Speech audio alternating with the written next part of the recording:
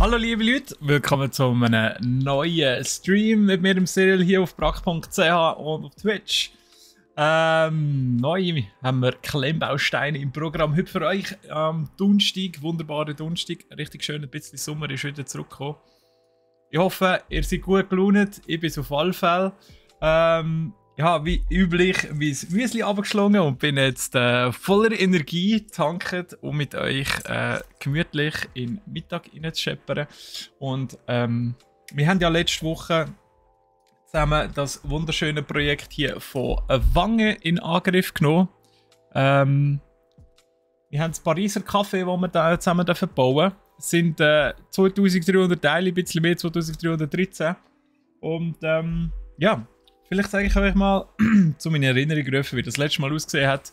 Wir haben hier der erste Stock eigentlich vom Café mehr oder weniger fertig. Wenn ich hier auf die Anleitung schaue, sieht das am Schluss natürlich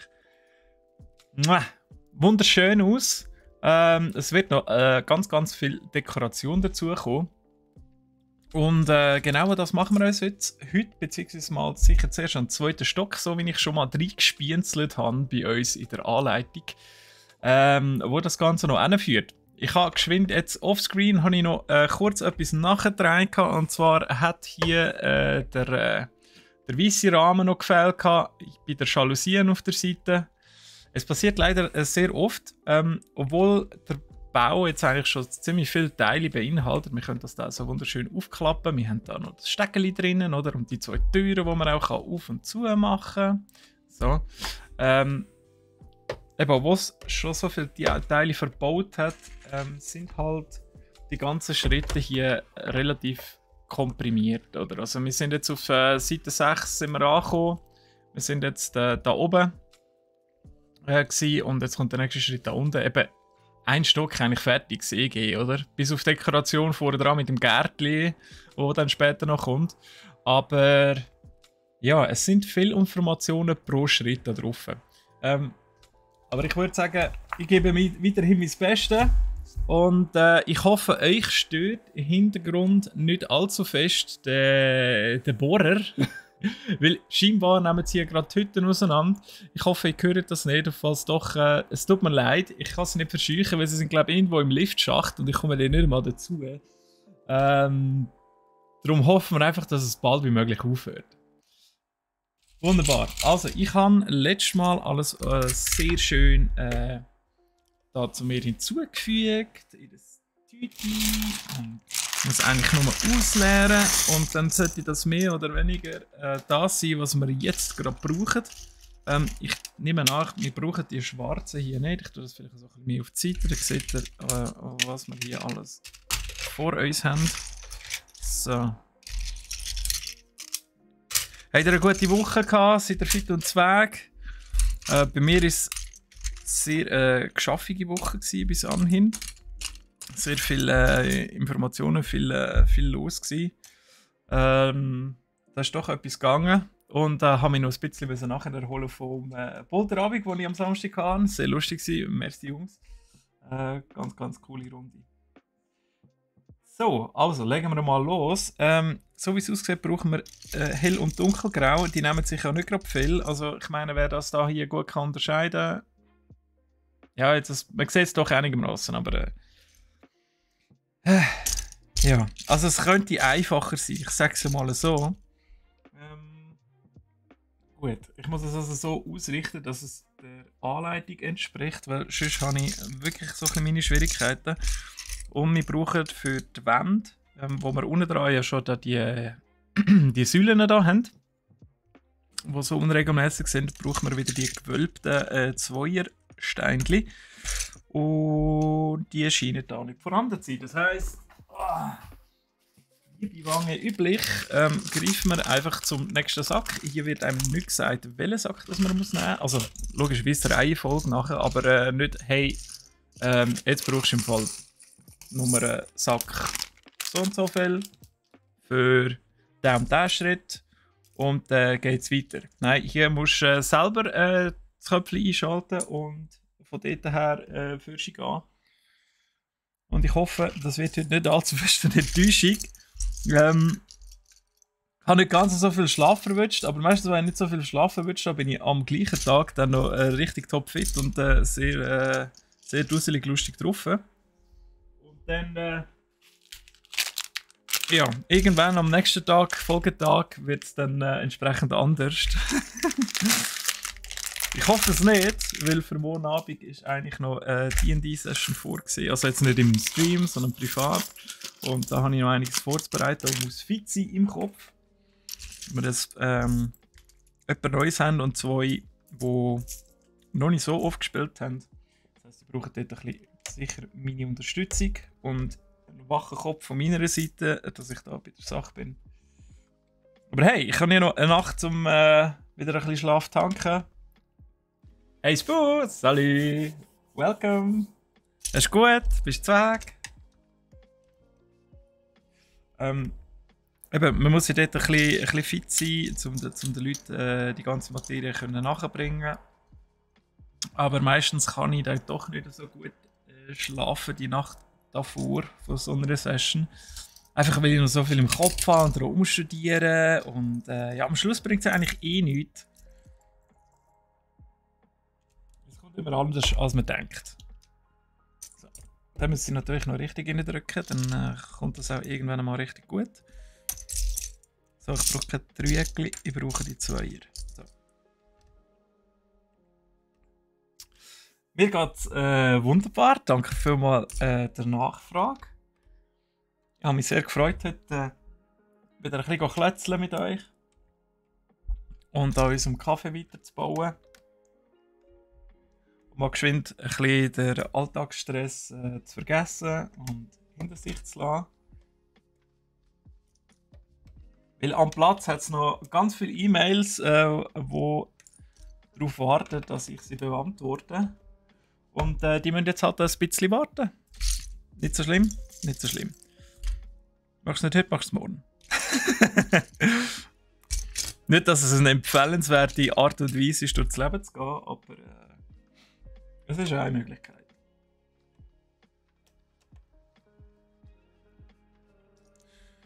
So, ich gehe jetzt einfach hier mal rundum und mache ein Klötzchen nach dem anderen.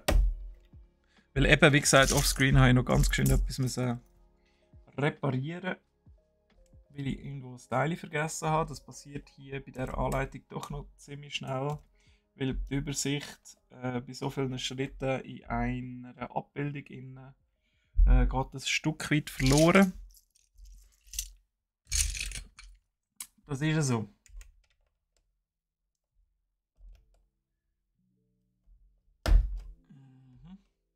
Jetzt haben wir da noch ganz ein schräges Teil. Das Rundes, wo wie kannst du drehen. Das ist viereckig und in der Mitte rund. Also es sieht ein bisschen aus wie das, aber nicht ganz. Ah, außer das ist beides miteinander. Das könnte natürlich sein. Es ist einfach die Frage, wie kommt es zusammen? Wahrscheinlich so. Ja, also da haben wir hier so ein Dreiteil. Bin ich gespannt, was da drauf kommt. Habe ich jetzt wirklich gar keine Ahnung. Ich glaube, das sollte hier etwas sein. Vielleicht gibt es ein Bäumchen, das man ein bisschen drehen kann. Aber auf der anderen Seite, warum soll man ein Bäumchen drehen können? Hey Techie, willkommen im Stream. Fitter Zweig, Schmunter. Wie ist bei euch so der Workload? Habt ihr viel zu tun aktuell? Ihr, die zuschauen, hier bei mir da. Wenn ich hart am Krampfen bin.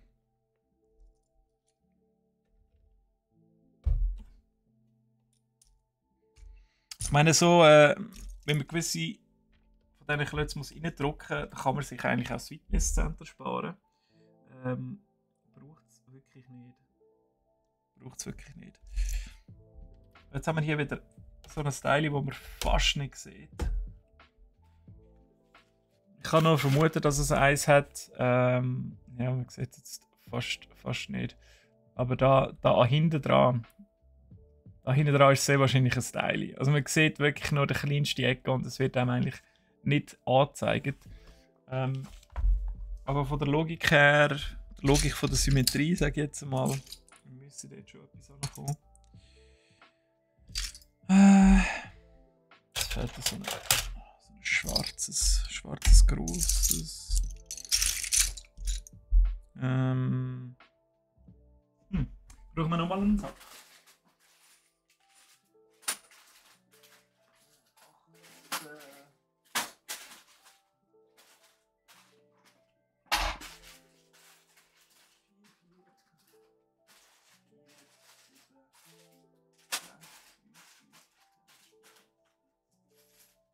Sechs. Sieht eigentlich nicht danach aus, dass wir da noch etwas brauchen. Sorry, Taki, du hast ja noch gefragt, was wir bauen. Wir bauen von Wange das Kaffee. Nachher geahmt an der Pariser Architektur für Kaffeehäuser, offenbar. 2300 Teile. Und wir haben den ersten Stock fertig, mehr oder weniger. Es kommt dann noch ein bisschen ein Vorbau da an mit ein bisschen Grüngeschmäus und so.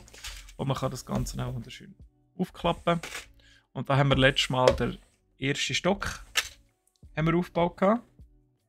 Und jetzt bin ich eben dran, den zweiten Stock aufzubauen.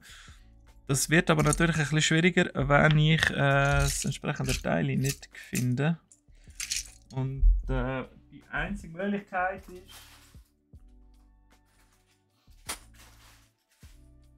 dass es schon in einem Sack mit der Nummer 4 drinnen ist. 3 haben wir jetzt alle durch. Da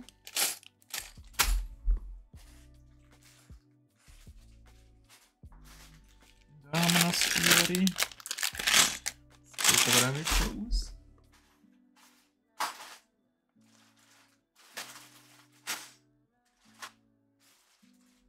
Jesus, also, schwierig, hä?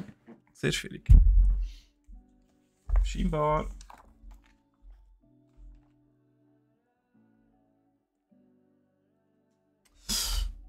Ich sehe, was es ist. Okay, es sind mehrere Teile, die zusammenkommen hier. Das da unten dran hat so ausgesehen wie ein einzelnes, aber wenn wir da oben schauen, haben wir da, wo sind wir mit dem Finger? Das Seitenverkehr ist schlimm.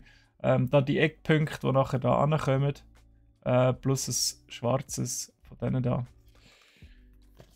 So. Perfekt zum Start. Lowplay willkommen. Yes, super Timing. Super Timing. Gerade schön noch das übersprungen, wo ich hilflos irgendwelche Sachen suche, die es gar nicht gibt. Steine finden, improvisieren. Ja, wir hätten ein bisschen improvisieren können. Es hat ja immer ein bisschen Steine, die fähig sind. Und sonst machen wir einfach irgendetwas, das einigermaßen okay aussieht. So, okay. Das ist gut. Ist gut. So, jetzt die flachen Langen. Da. Können wir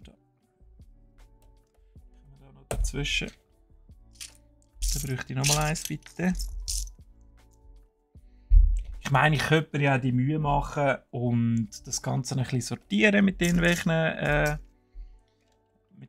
Behältern, Tupperware oder so. Aber wo wäre denn der Spass, oder? Also ein bisschen suchen und verzweifeln und den Staubsauger noch auseinandernehmen, das gehört einfach dazu, wenn man Kleinbausteine zusammenbaut. Das muss einfach sein. Sonst hast du einfach nicht die richtige Experience. Das muss effektiv so ein Erlebnis sein.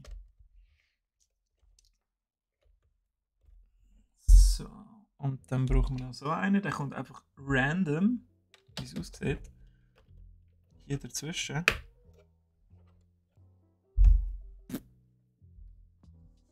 Sieht sehr random aus. So, habe ich alle? Nein, da fehlt noch etwas. Da fehlt noch so eine. Oder? Yes. Und dann fällt mir auf, dass der da nicht am richtigen Ort ist. Zum Glück haben wir da das kleine Werkzeug. Es ist aber auch doof, hey. Also man muss das so wirklich abzählen. 2. Ja. Also so sollte das jetzt stimmen, ich hoffe es.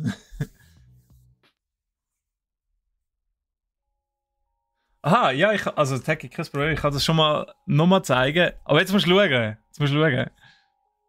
Von Wangen, das Garden Coffee House. Das Kaffeehäuschen, inspiriert von der Pariser Architektur. Offenbar. Offenbar gibt es dort ein blau-grau-gelbes Kaffee. Also ich weiß natürlich nicht, ob es wirklich mit der Farbe her auch noch übereinstimmt. Das wage ich jetzt stark zu bezweifeln. Aber hey, es ist cool, dass man wenigstens ein bisschen Inspiration dort gesucht hat.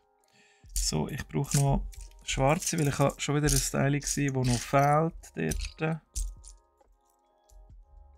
Das passiert leider wirklich sehr schnell.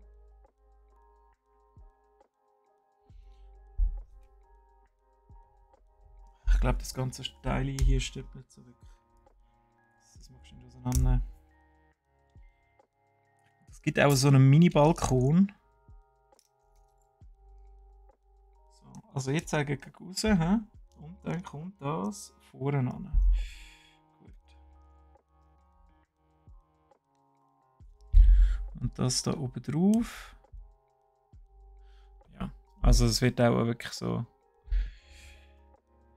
kleine Balustrade. Ist das überhaupt das richtige Wort? Ich weiß gar nicht, was es bezeichnet, ehrlich gesagt. Es fällt schon wieder so ein schwarzes Teil.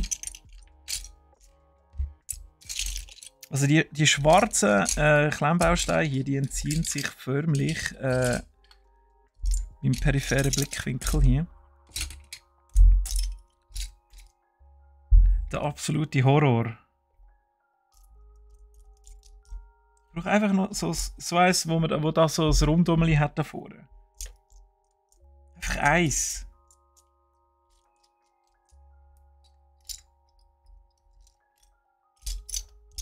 Also so können wir natürlich, so sind wir in 2 Monaten noch da, ich sag's euch. Es wird wirklich der Horror.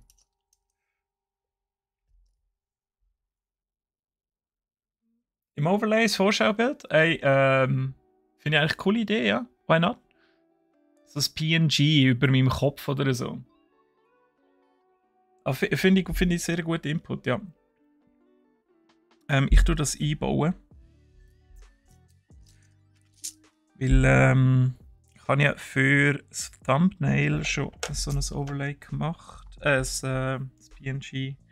Da kann ich das eigentlich gerade verwenden. Aber ich habe es nicht auf dem PC, darum bringt das nicht, wenn ich jetzt hier anfange zum suchen.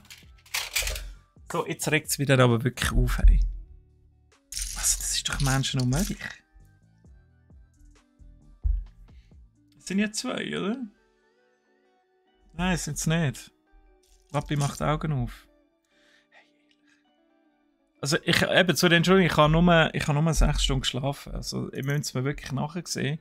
Es ist leider nicht symmetrisch, darum ich bin von Logik ausgegangen und das ist ein fataler Fehler gewesen. Es kommt einfach nochmal ein Säckchen auf die eine Seite. So, jetzt tue ich nochmal an, wirklich die Seite genug lang angeschaut, jetzt gehen wir zur nächsten. Jetzt kommt auch wieder ein kleines Farbenspiel, da freue ich mich.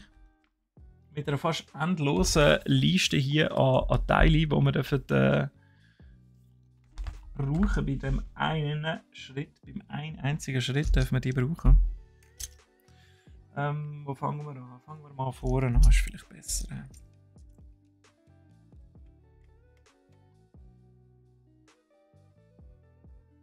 Was hat Steffi gesagt zum Speedbuilding Battle? Ich habe noch nicht gesprochen seither. Wir sehen uns auch fast nie, weil ich bin halt immer am Donnerstag da. Ist sie ab und zu auch. Aber wir laufen uns nicht unbedingt über den Weg. Aber ich habe mir es aufgeschrieben. Genauso wie ich mir aufgeschrieben habe. Ich weiß gar nicht, wer es war. Aber jemand hat mal gemeint, wir sollen doch so für die Vögel. Also die echten Vögel draussen. Entsprechend so kleine Bettchen und Trinkstationen bestellen. Das sagt doch noch etwas Schönes. Was mir der Natur die Möglichkeit gibt, sich zu erfrischen. Den armen Vögel, die irgendwann mal so im späteren Verlauf im Sommer vielleicht am Verdursten sind.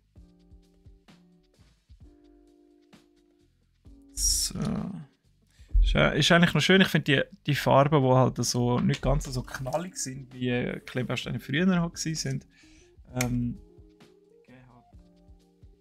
bisschen mehr Realismus in Anführungs- und Schlusszeichen.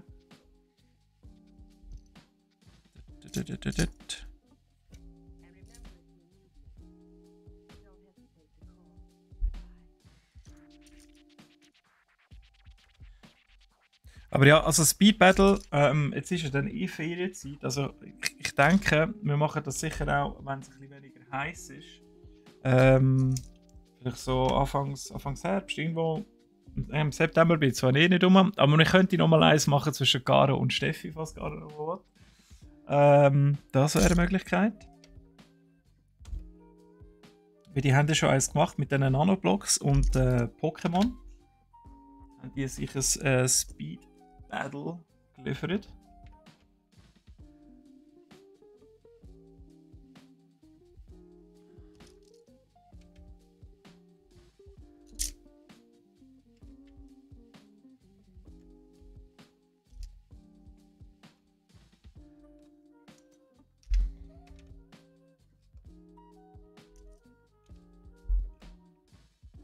Sechs Stunden ist nicht so viel. Ach, ja, also gut. Für gewisse Leute ist das schon völlig genug. Sie sind schon voll ausgeschlafen.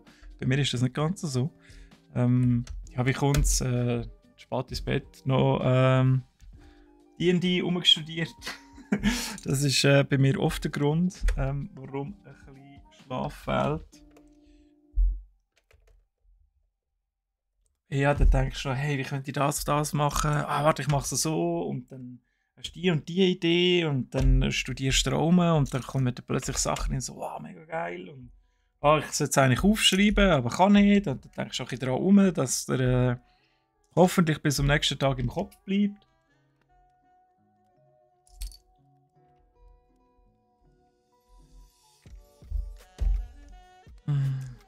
Ich weiss nicht, ob du schon da bist, aber morgen habe ich eine D&D-Session am Abend mit 3 wundervollen Ladies. 2 haben erst 2 Sessions gemacht und eine ist ganz neu.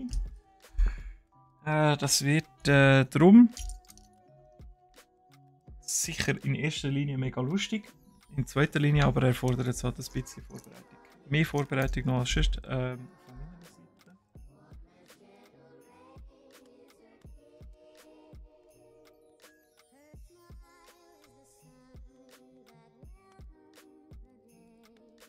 Sechs bis 8 Stunden, ja. Also ich glaube schon auch, dass es bei mir die Norm ist, oder?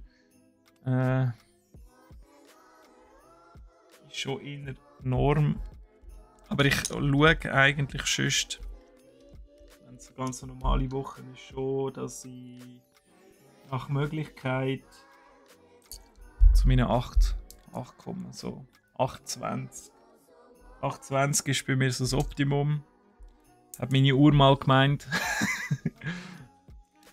Du willst das Duell gegen mich machen? Hey, wir können gerne mal Community-Duel machen oder so. Also Community. So ein Viewer-Battle.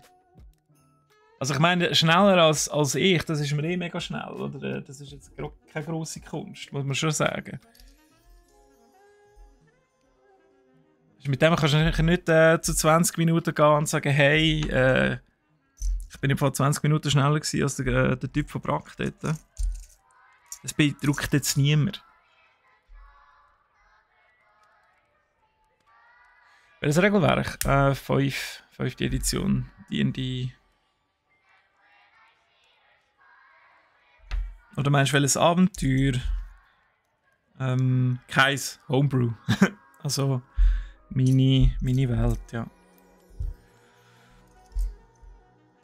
Bist denn du oder sonst auch die anderen auch am Spielen, am Zocken? Ein bisschen Pen and Paper hat noch niemandem geschadet. So, was mache ich da eigentlich hinten dran? Oder? Ich sehe das ja gar nicht, ich muss das ein bisschen vorschieben. Wir haben jetzt da die Flügel gebaut. Und die kommen irgendwie so da hin. Und das, wenn ich das richtig im Kopf habe, gibt es dann einen Erker. Also so eine Wölbung im Haus mit Glasfenster. Habe ich immer sehr geil gefunden. Finde ich heute noch geil. Erker. Baut man nicht mehr, glaube ich.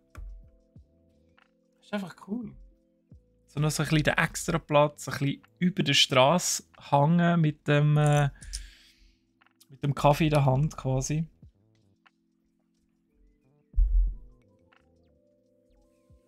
Wie ist das eigentlich? Hört man da die Bauarbeiter im Hintergrund? Jetzt sind sie gerade ein bisschen am Hämmern.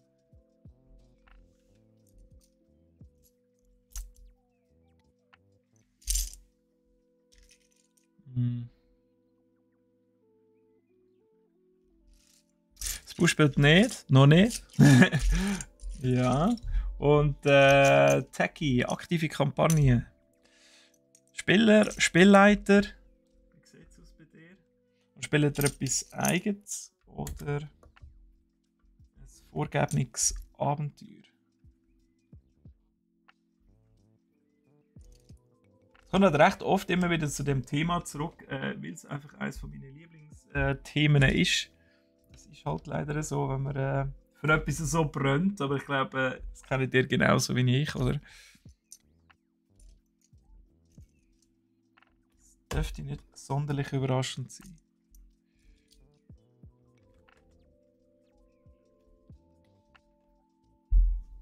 Das sieht irgendwie nicht so aus, als würde das richtig gut verkeilt sein da, aber ja. Es ist, wie es ist. Jetzt geschieht jetzt erst die Braune da vorne an. Nice. Ah, das ist eigentlich die Erde jetzt. Da kommen dann ein bisschen Blümchen drauf, glaube ich.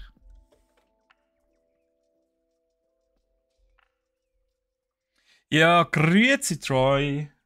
Willkommen, schön bist du schon reinschauen, merci. Bist du munter, bist du Zweig? Gut gepfuset? Wie geht's den Dinos?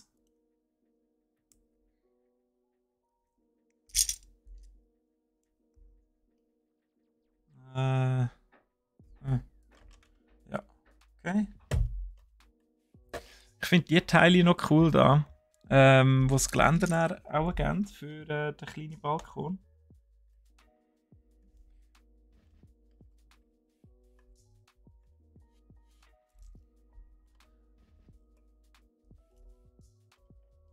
Das ist auch so etwas, was es noch früher gegeben hat in der Architektur. Also die Mini-Balkönchen, die so mega verziert sind. Heute, wenn du einen kleinen Mini-Balkon hast, dann hast du einfach Zement, Glas, fertig.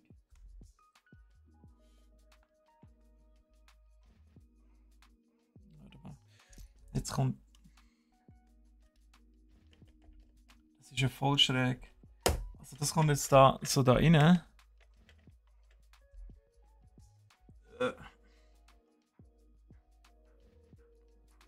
Komische Sachen.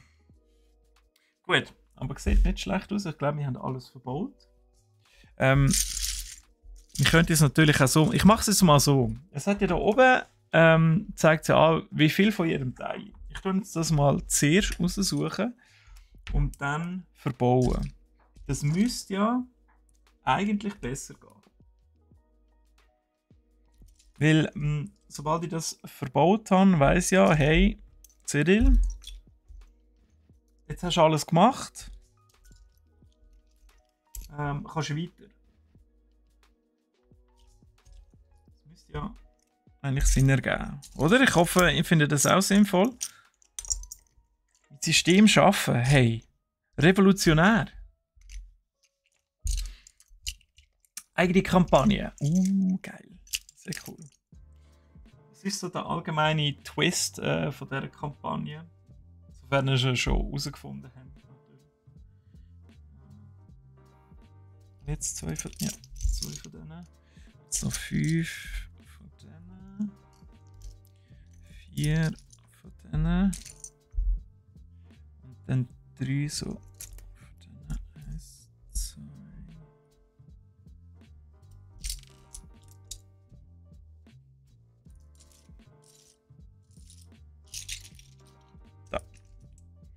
kann ich gerade schon zusammen tun. Da. Die Gelenke. Ein kleines Gemurks. Du hast noch ein Geländer im Ball.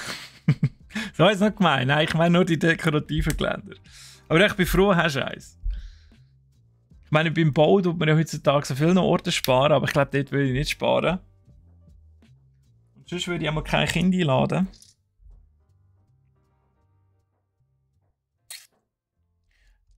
Brauchen wir noch? Das da brauche ich noch. 1 und 2 von denen.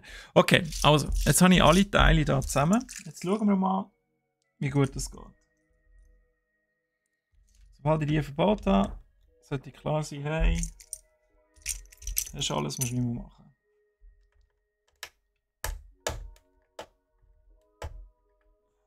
Okay. Sehr schön.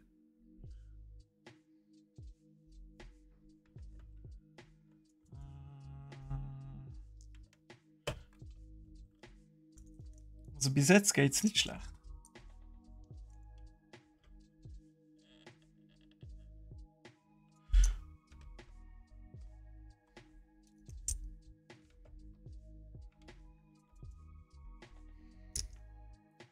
Man natürlich ein bisschen Zeit braucht, um das rauszusuchen, aber ich habe fast das Gefühl, es geht ein bisschen rassiger.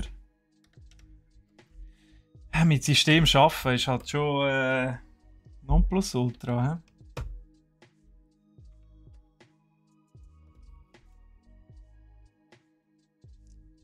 Es gibt dann noch die Stege für den zweiten Stock.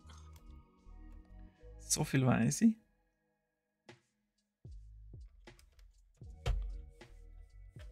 Ja. Ich muss geschwind schauen, ob ich es auf die richtige Seite alle da habe, das Gelenk.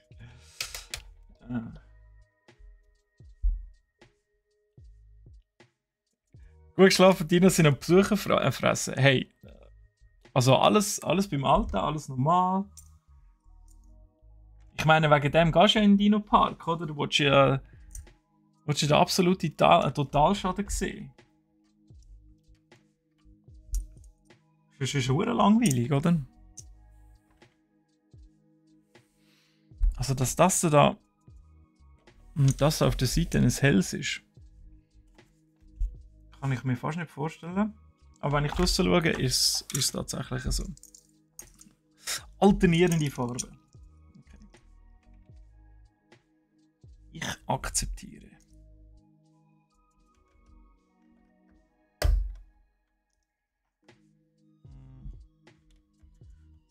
So.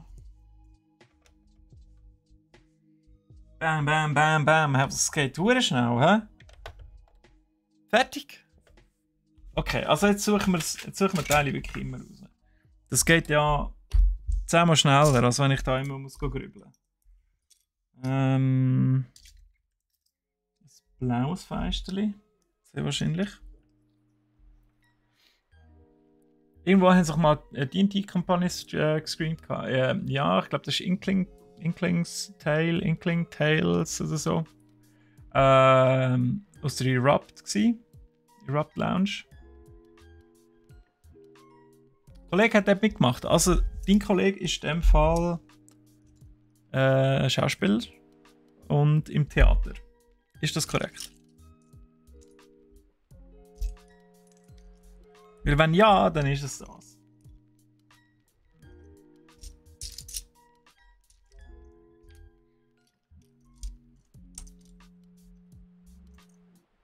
Ich habe dort auch mal ganz geschwind reingeschaut.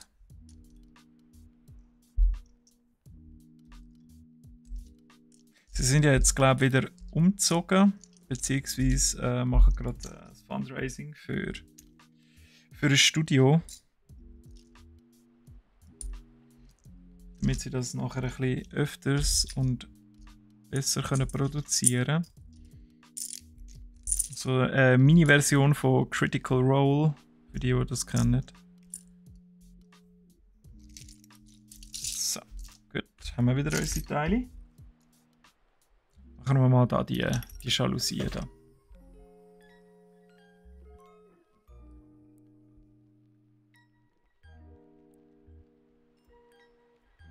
Da hat es noch ein bisschen Plastik, das nicht sein.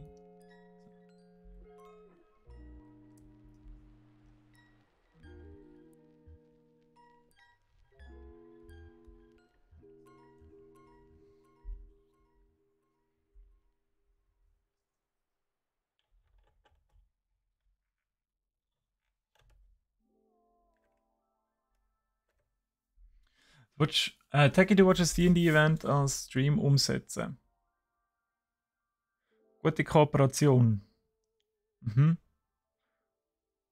Wir Lust hätten mitzumachen. Hey, nur zu, jederzeit sehr gerne schreiben. Das Zeug ist ja krass am Boomen und ich finde es richtig geil, dass mittlerweile auch in der Schweiz ein bisschen etwas gemacht wird in dieser Hinsicht. Ist längstens überfällig geworden. Darum sehr gerne mal schreiben. Irgendwo in den Comments oder ein Mail und dann sagst du einfach der Cyril von der Spielware oder so, kommt das schon zu mir. Können wir das gerne mal anschauen. Das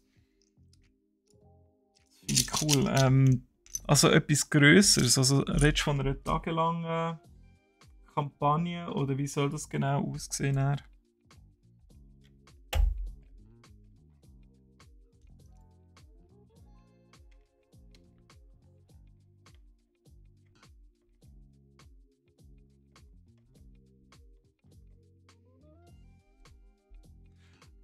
Ein Raum, den speziell gemietet haben sie. Also sie haben sich schon eingemietet in der Erupt.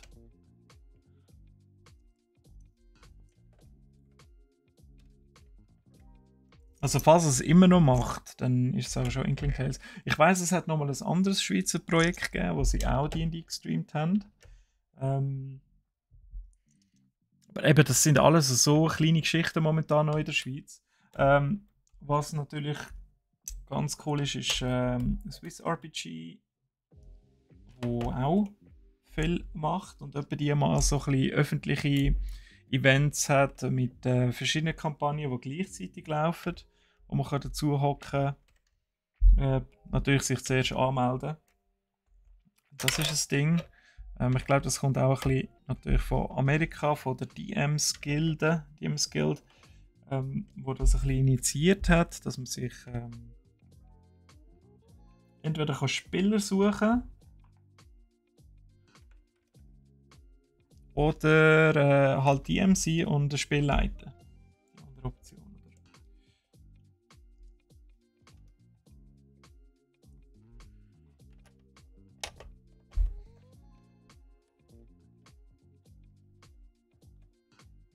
Er ist Koch. Okay, dann ist es nicht der.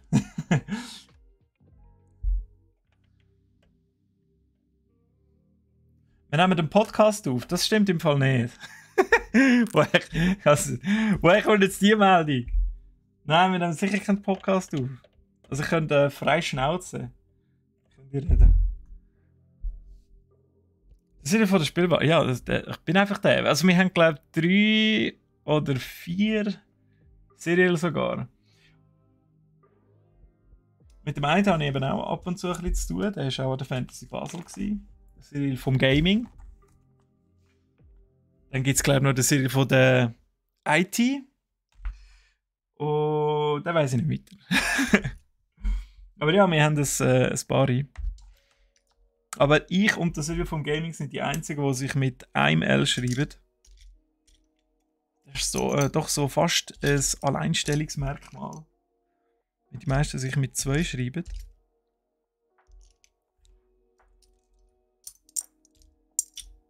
Das ist ja so etwas Namen. Hättet ihr euch, als ihr noch klein seid, einen anderen Namen gegeben, als den, den ihr jetzt habt? Oder würdet ihr vielleicht immer noch lieber einen anderen Namen haben, als den, den ihr jetzt habt? Weil bei mir war es damals so, Gameboy bekommen, Super Mario, ich wollte Mario heißen. Ich war auch mega enttäuscht eine Weile lang und habe gesagt, ich will das Mario heißen. Ich mag mich noch erinnern. Ist leider nicht daraus geworden. Aber heute finde ich es auch nicht mehr so tragisch. Heute ist es wirklich nicht mehr so tragisch. So, ich glaube, die Zeile.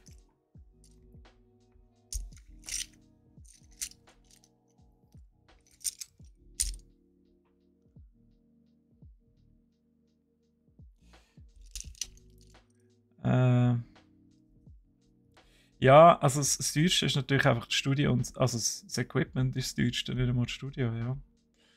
Eigene Kampagne, ein One-Shot. One-Shots finde ich sehr schwierig. Weil so ein Abenteuer, je nach Spieleranzahl natürlich so zu timen, dass es nach 3 Stunden, 4 Stunden fertig ist richtig deftig.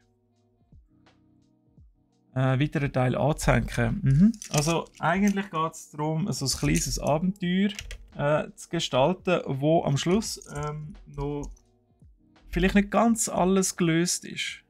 Oder?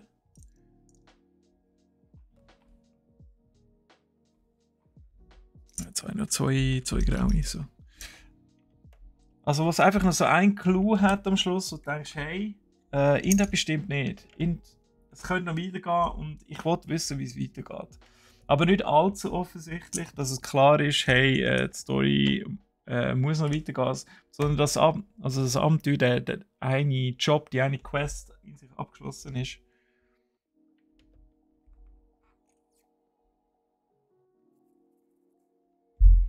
Habe ich richtig abzählt, Gottfried Stutz. Also ich fange schon ein bisschen an mir zu zweifeln, aber ich glaube, ich habe die grauen kleinen auch noch verpasst. Ja, 4. Wenn du natürlich nicht richtig abzählst, wird es schwierig. Aber ich schiebe es einfach auf euch, weil ich da am Chat noch muss folgen. Bist du zufrieden mit Troy? Ja. Wir bleiben Troy. Ja, Troy ist halt schon geil. Also ich muss ehrlich gestehen, du bist der einzige Troy, den ich überhaupt kenne. Der Name ist natürlich schon geil. Kann man also schon so sagen.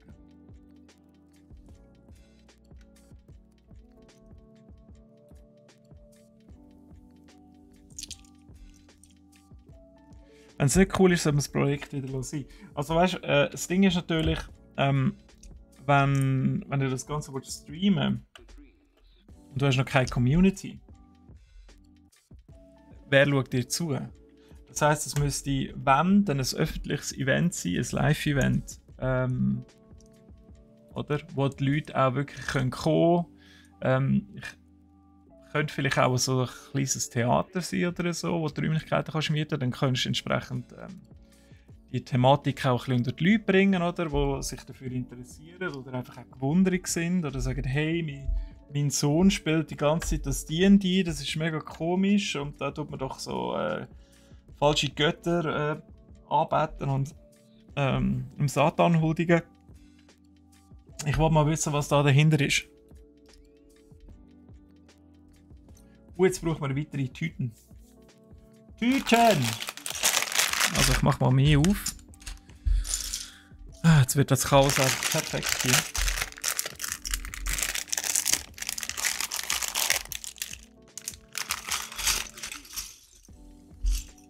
Also irgendwann übernimmt natürlich auch einfach der Nickname, oder? Und bei Troy würde ich auch nicht sagen, hey nein. Nehme ich doch lieber Hans Dieter.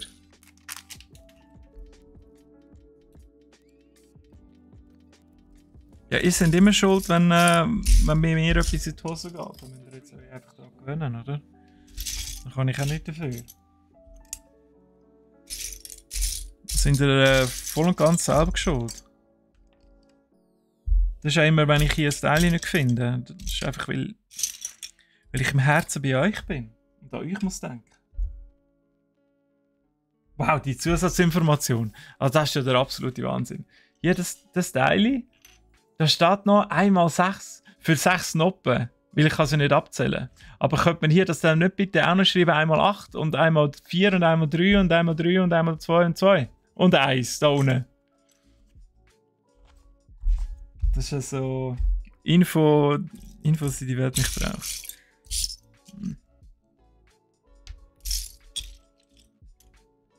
Also ich bin sehr stolz, dass ich jetzt den Schlenker noch gefunden habe und das mit System machen, das ist echt geil.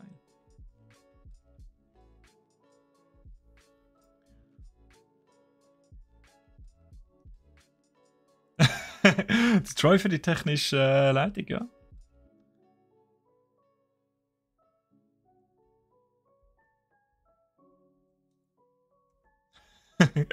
Hey, Lolfech, ich habe glaube, ich habe das noch aufgegriffen im ersten Podcast über D&D. Oder im einzigen, wo überhaupt online ist, kommen ja dann mal andere. Und das ist ja wirklich das Problem gewesen, damals in den 70er, also Ende 70er, Anfangs 80er Jahre, oder? Also so wie Stranger Things das eigentlich darstellen mit Hellfire Club und eben, dass es halt wirklich Nerds sind und eben kirchliche Intentionen hinter dran vernichtet werden. Das ist damals halt effektiv so gewesen, oder? Also aus dem heraus hat es ja den Film gegeben mit dem Tom Hanks, wo es genau um das Thema geht, wo sich einer in dieser Fantasiewelt verliert und man nicht weiß, was mit dem anfangen und er mit sich nachher natürlich auch nicht, oder? Völligen Realitätsverlust dann hat. Mal abgesehen davon, dass er irgendwelche Dämonen beschwört. Du nervt wieder ein. So, tschüss. Ich kann jetzt nicht säckeln. Ich weiss jetzt auch nicht, welches Blau ist es? Es ist auch ein helles Blau, hä? Wahrscheinlich. Also. Ja, Mama. Wird schon ein helles Blau sein, sonst sehen wir es dann.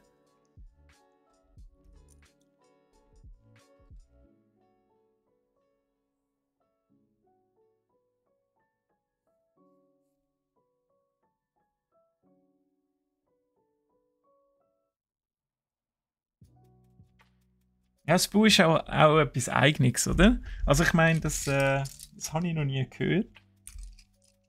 Und da gibt es ja keine Verwechslungsgefahr, wenn so, keine Ahnung, dich für einen neuen Job bewirbst und beim Interview ankommst und so, hey, ich bin das Bau, ah ja, ich auch. Haha, haben wir etwas Gemeinsames. Den Moment wird es nie geben.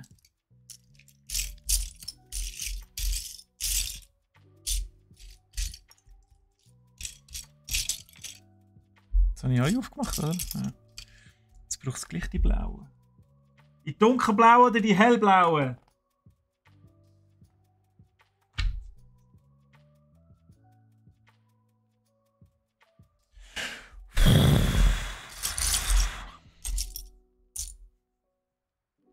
Dunkel oder hell?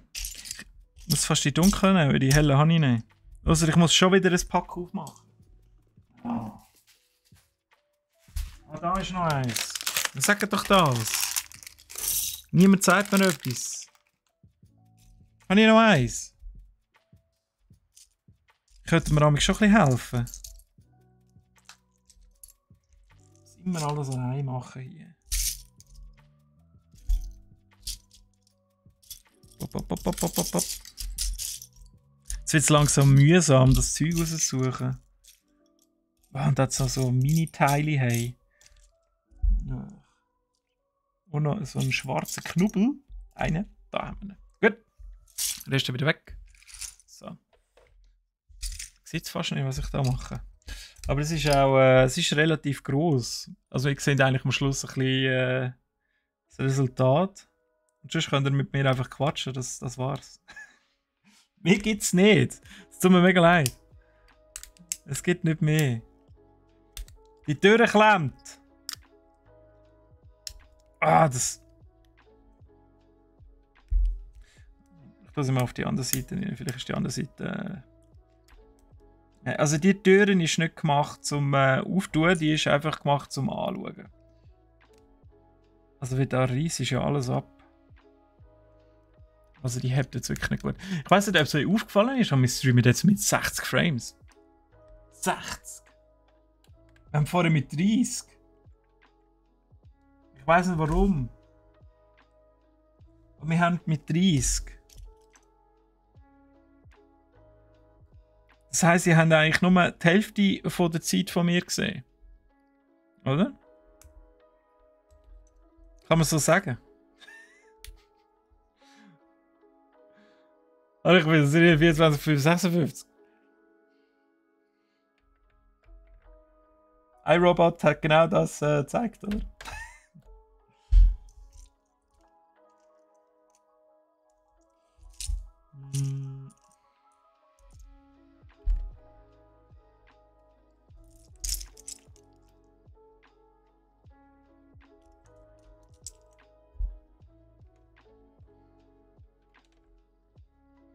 Also irgendwann sind wir auch so hoch oben, da sehen ihr eh nicht mehr. Also irgendwann der zweite Stock wird einfach da in der Kamera sein.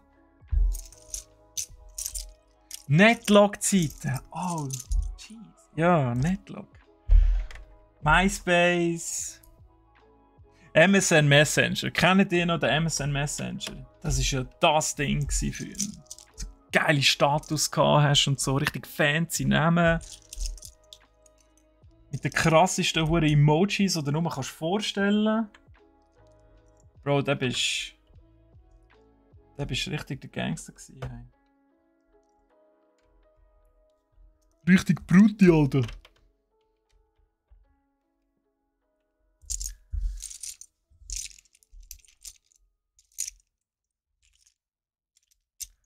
Und bei 25 FPS wäre es nicht mal die Hälfte, richtig?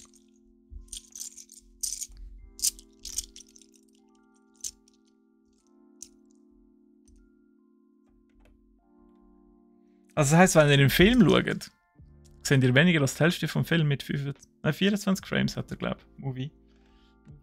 Kino-Movies.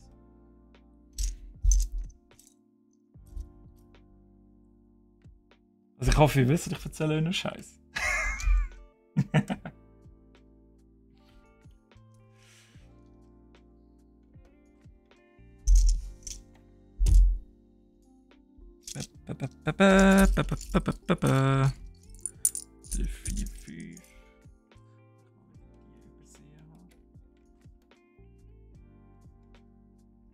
Sind das eigentlich?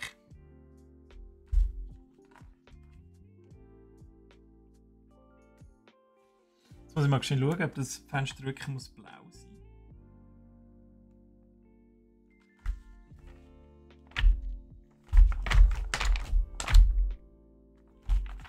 Ich glaube schon.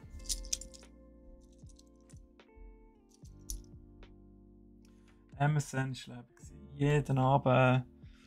Oder auch so Foren und Chats, oder? Rübliland-Chat. Oder ich glaube, einfach nur chat.ch oder so. Du dann also krasse Nicknames ausgedacht hast. Wo einfach heute so denkst, hey, nein, ich bin einfach so einem Vollpfosten gewesen. Wieso haben die Leute mit mir geredet? Das sind wie die in den MMOs mit den Shadow XX Rocks oder XX 1, 2, 3, 4, 5 nehmen.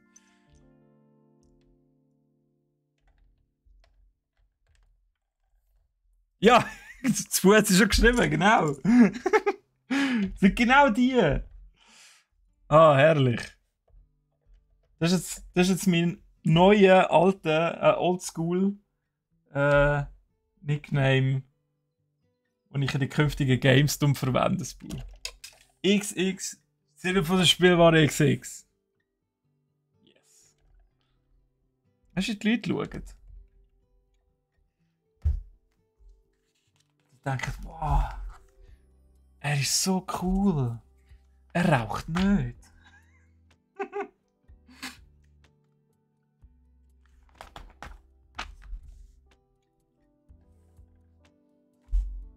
Hey, das Fenster aufs Fenster. Knifflige Sache. Lang auf That's Me. That's Me, das sagt mir nichts. Ist das auch ein Schweizer Chat gewesen? Ein Chatroom oder ein Forum? Ja, der Rübliland-Chat, das kann ich auch nicht verstanden, warum der untergegangen ist. Oder was viele auch gemacht haben, bin ich leider nie gewesen. Habbo Hotel, das gibt es heute noch. Vielleicht kommt es wieder. Also VR-Chat war ja Huren am Boomen gewesen. Ich weiß nicht, wie es jetzt ist. Also Boomen, also ist schon ein bisschen her jetzt, oder? Und jetzt kommt ja das ganze Metaverse. Metaverse Googles. So ein bisschen Second Life. Second Life ist ja schon etwa gefühlt in 30 Jahren her. Ich brauche einen grossen weißen Fensterrahmen, danke vielmals. Man muss es nur genug laut sagen, damit ein Teil ja hört. Ich will gehört werden! Noch einen so einen Bogen. Danke vielmals. Ich muss noch mit den Teilen reden. Das ist richtig gut. Wie das Forum ist gleich. Wie MySpace, okay. Eigentlich, ja, stimmt. Eigentlich hat WhatsApp das Chat-Phänomen gekillt, ja. Also ich würde auch sagen, dass es ein bisschen an WhatsApp gelegen ist, oder? Mit den Handys, die plötzlich länger für weniger Geld haben können Chat-Funktionen übernehmen. Oder vielleicht eben gerade, weil es am Anfang noch ein bisschen Geld gekostet hat. Ich meine, die Chats, die sind ja gratis gewesen. Oder irgendjemand hätte das müssen betreiben. Der hat nur Kosten gehabt, für das er zwischendurch ein bisschen Werbung hat können schalten, wo niemand wirklich angeschaut hat. Jetzt ist irgendwie die Kamera noch ein bisschen verschoben.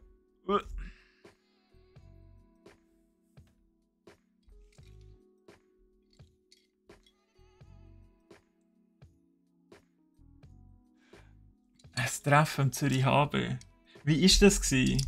Das war ja sicher richtig weird gewesen, oder? Sind alle so gekommen, hey, ich bin der XX-Serial von der Spielware XX.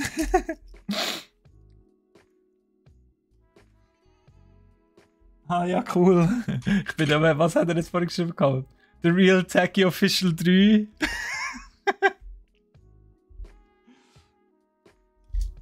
Ah, Leute. Also ich meine, heute würde es nichts mehr kosten, oder? So ein Chatforum, so ein Chat zu installieren. Gratis Webseite, in ein Chatmodul installieren. Boom, fertig, let's go.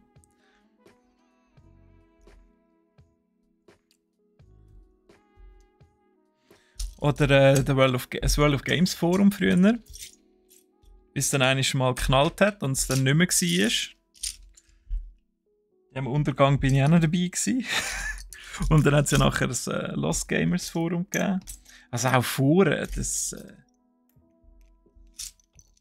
da hast du dir aber noch Mühe gemacht, so richtig gut recherchierte Top-Forenbeiträge zu erstellen, dass möglichst viele Leute gesagt haben, wow, shit, geil und so, und der gepinnt worden ist. Und dann ist der einer abgegangen, weil, wow, der Mod findet es auch geil.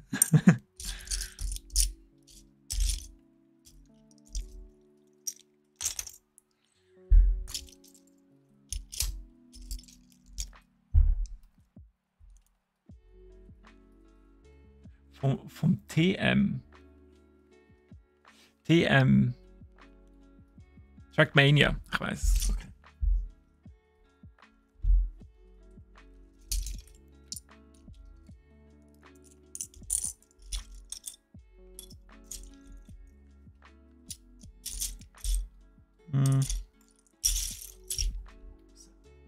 Schon hell.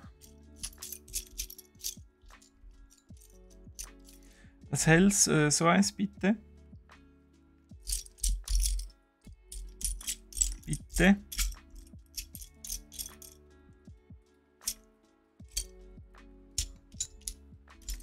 Also wäre schon noch nett. Wieder alle aufgemacht. Das sind eben nicht die genauen. Ich glaube es aber nicht. Das sind die dunkelgrauen. Aber die brauchen wir auch. 3. 2 von den hellen.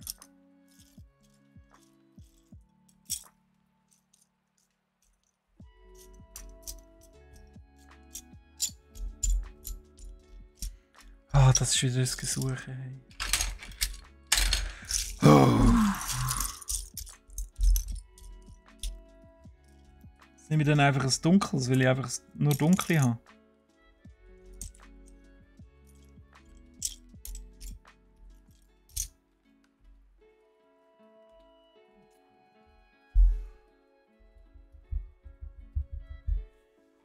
Habe ich schon ausgesucht vielleicht?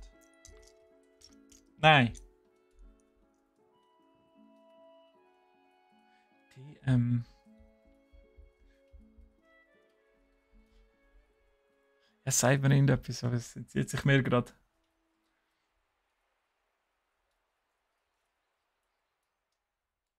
Lasertag und Bowling, mega geile Kombi.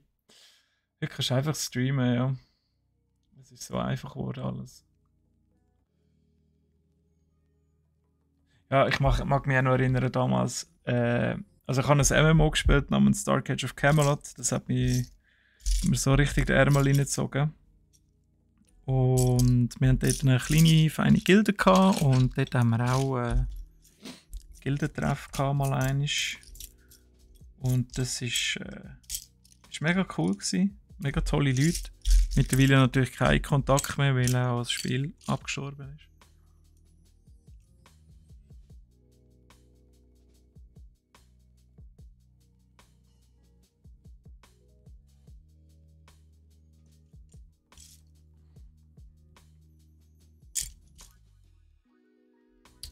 Also, ich meine, ich kann jetzt wieder den nächsten da aufmachen.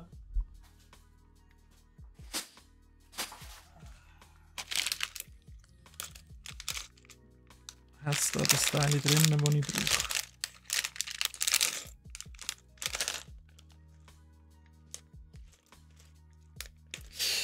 Natürlich nicht. Und da.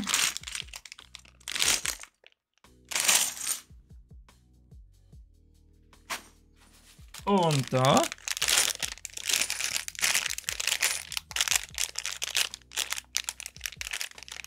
Auch nicht.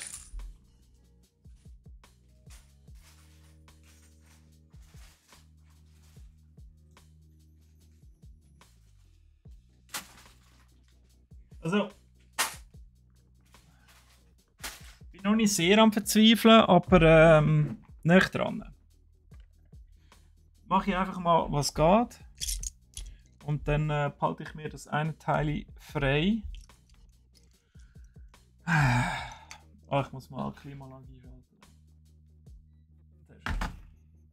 Es wird schon wieder heiß. Wenn sich aufregt, dann wird es gerade warm. Nein, wirklich jemand, der Dark Age of Camelot gespielt hat. Das kennt sonst niemand. So schade. Ich wünschte mir heute noch, dass das Game so viel Liebe reinsteckt wie die damals. Wo sich die Zauber alle paar Level verändern und wieder richtig krasser und grösser werden. Und wo so einzelne Buffs hast, die einfach so übelst geil aussehen. Wo du dich gefreut hast, wenn du so neue Zauber bekommen hast, weil du gewusst hast, hey, das wird wieder einfach richtig geil.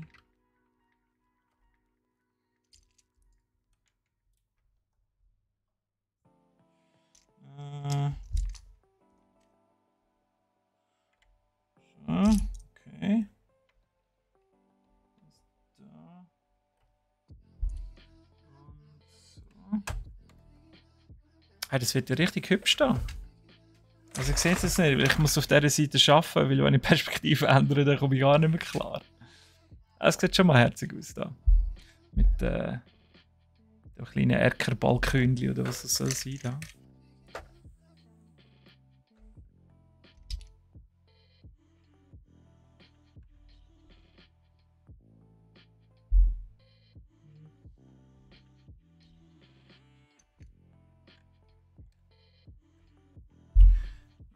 Okay, und nochmal ein Fenster. Also das ist mir ein bisschen aufgefallen, hier hat es so Plastik, das nicht richtig rausgefräst ist.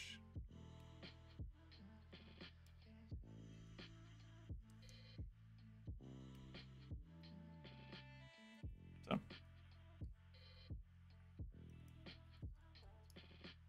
Ah, da oben auch noch. Wer jetzt die Heime hat ja ein kleines Hobby-Knife. Ein kleines Skalpell. Vielleicht ein bisschen einfacher. Okay. Dann das Fenster noch ein bisschen vergrößern. Man hat ja nie eins grosses, oder? Man hat immer zwei so übereinander, zwei kleine.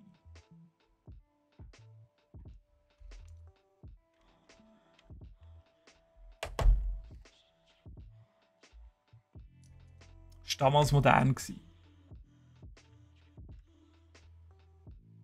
Ja, das stimmt, dass früher das alles noch Magie gehabt hat. Darum gehörst du in dem Fall auch zu dieser MMORPG-Generation, die damals am Anfang mitgemacht hat, oder? Und heute so ein bisschen dieser Nostalgie hinterher jagt, wo halt viele sagen, ja, MMORPGs sind ausgestorben, es ist nicht mehr so cool wie früher und alles. Ist ja auch cool, oder? Weil du suchst halt das Gefühl von früher, die ganze Nostalgie, und das wird halt einfach nie mehr zurückkommen. Wenn es jetzt zum Beispiel den Rüebli-Chat wieder gäbe, dann wäre es cool für einen Tag, und dann, ja, es ist halt eben nicht so wie damals. Ich meine, sind wir auch in der Pubertät und alles, hast halt völlig andere Prioritäten gehabt, wahrscheinlich noch andere Freundschaften und alles. Sind das ganz andere Grundvoraussetzungen gewesen, oder? Also ich habe jetzt da vorne habe ich extra einen Abstand drin. Da kommt eben das hellgraue Teil noch an, wenn ich es dann irgendwann mal finde. Und wenn nicht, dann fällt es ab. Dann müssen wir damit leben. So. Ein Achter noch. Das ist ein Achter.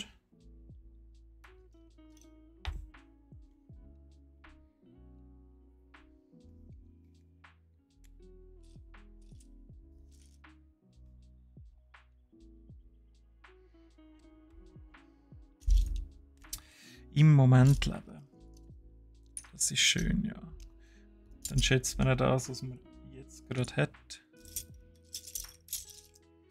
Aber ich finde es auch schön, zwischendurch ein bisschen in Erinnerungen zu schwelgen. Also, ich und mein bester Kollege, also wenn wir uns treffen, reden wir sicher mindestens jedes zweite Mal über die guten alten Zeiten. Das ist halt auch etwas Cooles, was die Leute, was einem ein bisschen verbindet. Das sind halt Erinnerungen, also Zeiten. Ich weiss noch damals, ich weiß nicht, ob ich es schon mal erzählt habe, aber er ist in der Sommerferien länger bei mir gewesen. Also wir sind dort, keine Ahnung, bei 15 oder so. Ist auch öfters bei mir gewesen, sonst. Und dann haben wir eben Dark Age of Camelot gespielt. Das ist eben, für die es nicht wissen, das MMO, also wo viele Leute miteinander gleichzeitig auf einem grossen Server spielen. Und das RPG gleichermaßen. Also ein Rollenspiel gewesen. Schön im Mittelalter angesiedelt, klassische Welten. Also es hat 3 Reiche gegeben. Hibernien, das ist so ein bisschen irisch, schottisch angehaucht gewesen. Vor allem irisch eigentlich. Albion war so das alte England gewesen. Und Midgard so ein bisschen nordisch, Skandinavien. Und anyway, wir haben das gespielt dort in den Ferien. Und dann einmal haben wir mega lang gezockt und ich hatte einen Fian. Das ist die Klasse, so hat die geheißen. Und die hat sich mit Level 15 in so einen halb Hirsch, halb Mensch-Mutant verwandeln. Und das hat mega geil ausgesehen. Und dann bin ich mit Level 14 und der ist immer nebendran geguckt, weil er selber keinen PC gehabt damals. Bin ich halt dort leveln und habe Level 15 erreichen. Das hat sich ewig in die Nacht hingezogen und ist nicht vorwärts gegangen, weil ich immer wieder verreckt bin. Und wenn du verreckt bist, dann hast du wieder Erfahrungspunkte verloren, die du brauchst, um ein Level aufzusteigen, oder? Jedenfalls bin ich dann irgendwann um 3 in der Nacht wieder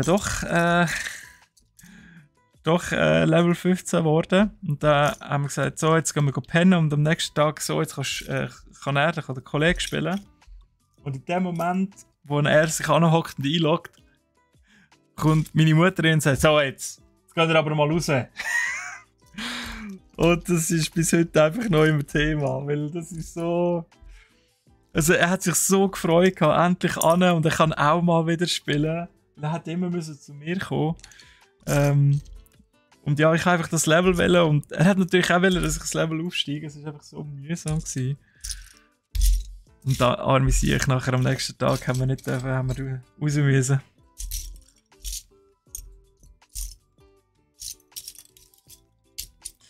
Ah ja. Geht mal raus. Haben ihr sicher auch gehört früher. Ein guter! Und dann schönes Sägli Troy. Ja, merci fürs Vorbeischauen.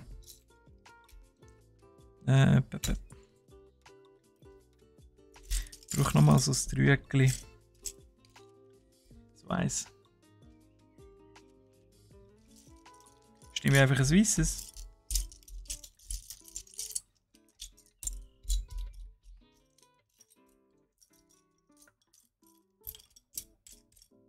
Langsam habe ich schon ein bisschen den Verdacht, dass ich das nächste Päckchen aufmachen sollte.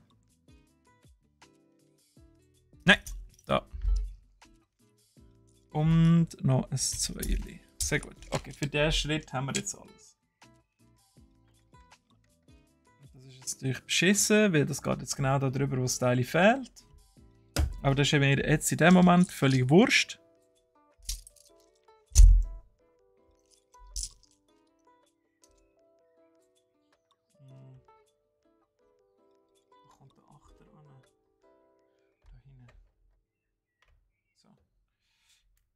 Mal die grossen Teile weg.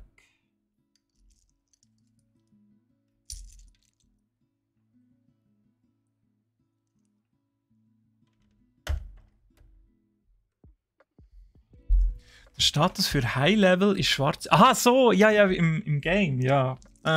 50 Gold. 50 Gold für einen Farbtopf. Und wie viele Rüstungsteile? Helm, Umhang, Brust, Händchen, Bein. 5, ja. Damals noch, was das Spiel rausgekommen ist, ich weiß nicht, ob du dann auch schon gespielt hast, hat es Orange gegeben für 1 Silber. Und das hatte so etwas wie einen Farbverlauf drin gehabt. Also so wie die Autos mit den Perlmutt-Effekt. Abartig. 1 Silber hat das gekostet und im Umhang hat es so geil ausgesehen. Und ja, irgendwann haben sie es dann natürlich rausgepatcht, weil kann ja nicht sein, dass mit Level 1 so geil aussieht wie irgendwie ein Level 50. Hm. Okay.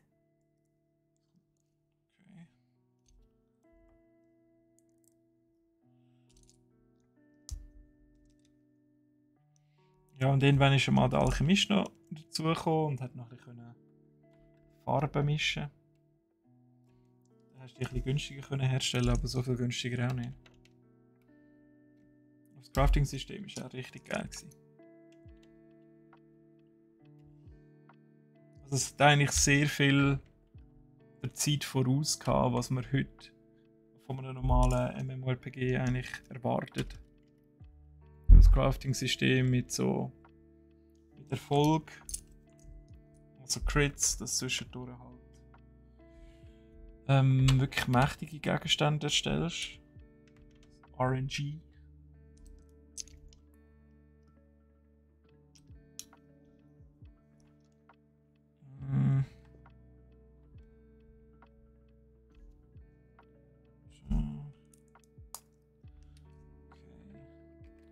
Das ist überhaupt nicht stabil. Wieso? Also, es kann schon eine Drehtür sein, aber ich finde es irgendwie. Also, es lödelt ja auch. Ich bin schon gespannt, was da draus noch wird.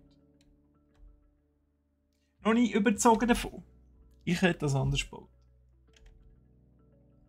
Ein gutes Bau. Und auch allen anderen, die jetzt langsam zu Messer und Gabel greifen und etwas in der Kantine sind holen oder Tankstelle oder sich die Heime etwas gekocht haben, wünsche ich einen guten.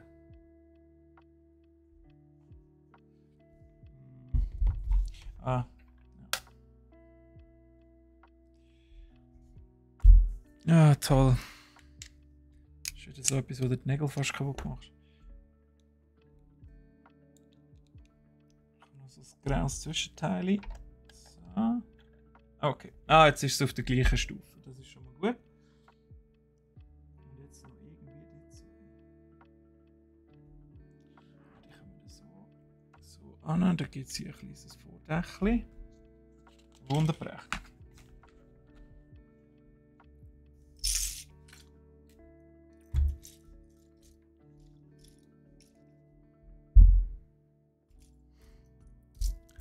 Ja, in der Nostalgie schwelgen ist doch etwas Wunderschönes, denke ich nicht.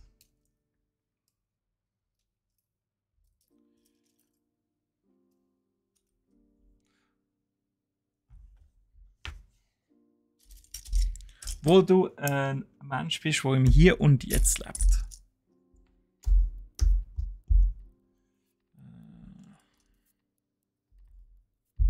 Schon wieder 20 ab 12, ja, die Zeit rennt. Ich habe das Gefühl, ich habe erst gerade angefangen.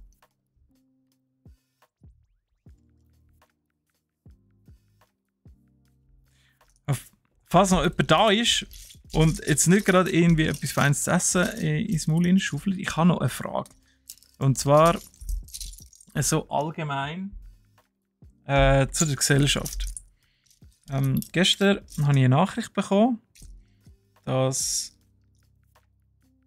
jemand von einer Ware zu viel bekommen hat. Also anstatt 1 Stück hat er 3 bekommen. Natürlich ist nur 1 verrechnet worden. Ist natürlich ein Versehen, ist dumm. Es ist auch noch ein teurerer Artikel. Kann mal vorkommen. Jetzt komme ich die Nachricht über, hey, ist doch mega cool, hat er sich gemolden und so, und eben, es ist mega teuer. Hier ist noch sein Konto. Vielleicht willst du mir ja noch etwas schicken für seine Ehrlichkeit. Und dann ist mir so ein bisschen halt durch den Kopf. Natürlich macht man es in der Regel so, dass man dann sagt, hey, schau da, ist mega cool, hast du das gemacht, da kommst du etwas über. Aber warum? Warum Ehrlichkeit belohnen? Ich meine, wir sind ja kein Tier oder Hunde, die, wenn sie ein Kunststück gemacht haben, dass sie ein Gutzli bekommen. Und in einer Gesellschaft, wo man die Ehrlichkeit können erwarten, was leider nicht so oft der Fall ist, aber so können erwarten, wieso gibt es die Erwartungshaltung, dass, wenn ich ehrlich bin und sage, hey, du hast mir zu viel gegeben, dass ich dann im Gegenzug erwarte, etwas zu bekommen. In diesem spezifischen Beispiel ist jetzt nicht ausdrücklich gesagt, dass die Erwartungshaltung um ist, aber von der Kollegin habe ich zumindest den Eindruck bekommen, dass es Usus ist und dass man doch dem etwas geben soll. Und das einfach mal so ganz allgemein in den Raum hineingerührt, oder? Was meint ihr dazu? Ich finde, gerade als abstraktes Beispiel, du willst mir das 20er-Nötchen geben und langst daneben und gibst mir das grünes Nötchen, also das 50er-Nötchen. Ich gebe dir das und weise dich darauf ein, hey, du hast mir im Fall zu viel gegeben. Und dann sagst du, ja, sorry, warte, hier sind 30 Franken. Macht ja keinen Sinn, oder? Merci vielmals, hast du es gesagt, hier hast du 30 Franken.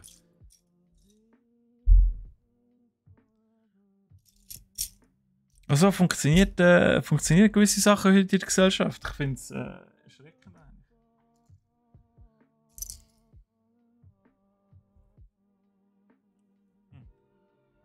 Das ist jetzt falsch.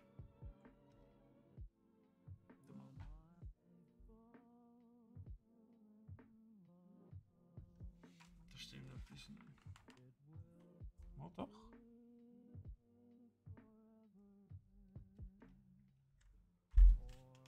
Hä? Da fehlt wie. Da fehlt doch noch etwas.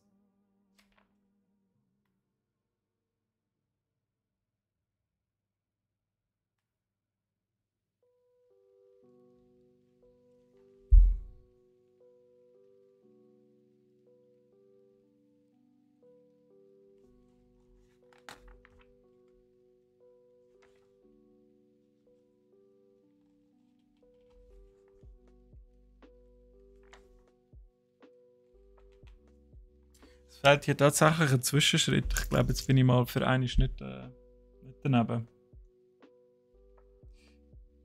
Ja, eben, also klar ist es cool, wenn du etwas bekommst, oder? Aber ja, ich habe das einfach mal, es ist mir einfach so durch den Kopf gegangen, oder, wo wir heute sind.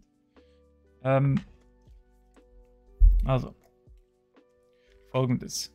Ich weiß nicht, ob man es gut sieht, aber wir versuchen es mal. Ich habe jetzt hier habe ich so ein Vordächchen tun für Ja, und die Wand am besten auseinander. Eben verkeilen ist hier nicht so das Thema. Das ist das da. So. Gut. Dann sind wir auf Seite 12. He? Okay. Seite 13. Seite 13 ist schon wieder etwas abgerissen. Ist das da. Das Vordächli kommt hier auf so eine kleine Erhöhung rauf. Jetzt ist mir aufgefallen, ja, die habe ich gar nicht. In der Zwischenzeit hat es hier rundum einen Rahmen gegeben, den es hier nicht hat. Mystery. Heißt, ich muss jetzt irgendwie herausfinden, was genau fehlt. Und sonst gehe ich einfach davon aus, dass es die weißen Teile sind, die ich hier jetzt ausgesucht habe. Weil das Weiße ist einfach weiß. Also wenn es jetzt am Schluss aufgeht, dann sind es die Weißen und wenn nicht, habe ich Pech gehabt.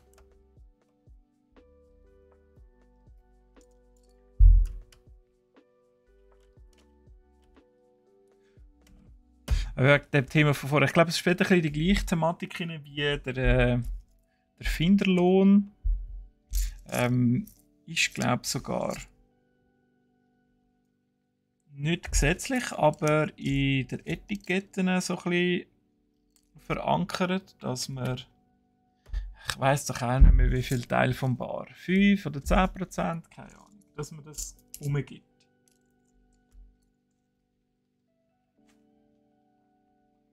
Ja, okay.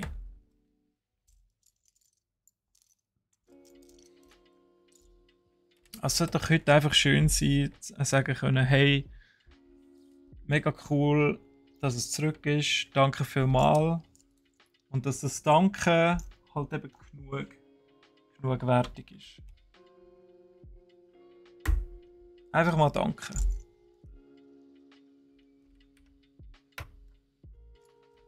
Das sind, glaube ich, schon die weißen Teile. Ich glaube, ein bisschen zu voreilig gewesen. Also es sieht halt in der Anleitung auch wirklich alles an Sack gleich aus. Die weißen Teile. So. Wunderprächtig. Ja, du darfst eigentlich da oben bleiben.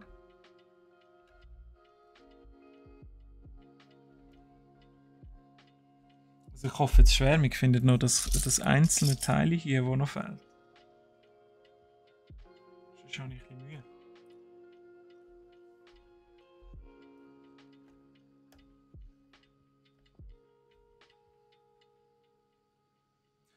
Gibt es bei euch so gutes zu essen? Bei mir ist ja Streaming günstig. Das heisst, Sandwich im Auto, Birchenmüsli vor dem Streamen, Sandwich und Salat nach dem Streamen. Das läuft immer so ab im Fall. Das ist nicht unbedingt gesund. Ich könnte ja vorkochen. Ich kann auch vorkochen, aber das ist jetzt heute meine Nacht.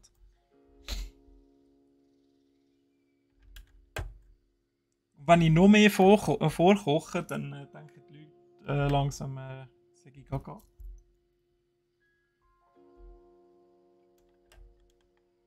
Oh, nein, der Dreier. Schier falsch.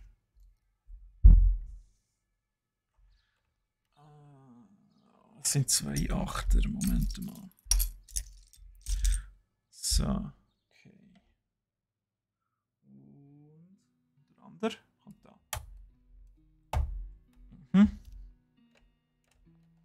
So. Also hier wäre es schon schön gewesen, oder hätten wir irgendwie versucht, das ein bisschen zu verkeilen. Aber ich weiss, nachher kommt nochmal ein Stock drauf rauf und dann ist das auch fest. Aber es wird irgendwie das Gefühl von der Wertigkeit ein bisschen verbessern. So, jetzt muss ich da vorne noch irgendetwas anmachen. Es sieht so nach einer Lampe aus, womöglich. Also das ist für mich auch eine Lampe. kommt jetzt logischerweise dort an, wo wir das Teil dafür nicht angetan haben. Und jetzt frage ich mich, nehmen wir eins von den dunkelgrauen. Lassen wir es sein. Ich nehme wahrscheinlich eins von den dunkelgrauen, aber ich schaue jetzt erst in die anderen Section rein.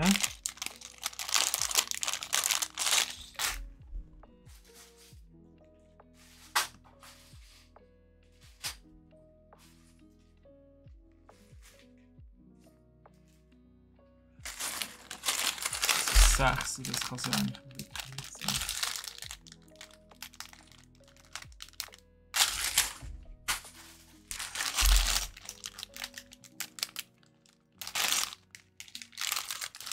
Oh, la, la, la, la, la, la.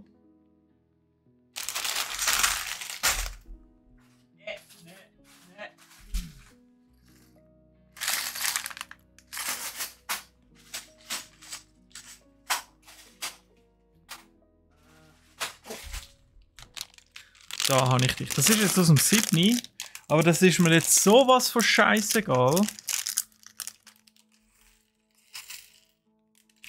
Jetzt nehme ich einfach das Teil vom Sydney. Weil hier ist es einfach nicht drin. Aber es ist das Falsche. Das sind die Falschen. Ich brauche so ein grosses ohne Schüeli. Hier, das hat so ein Schüeli und ich brauche eins ohne.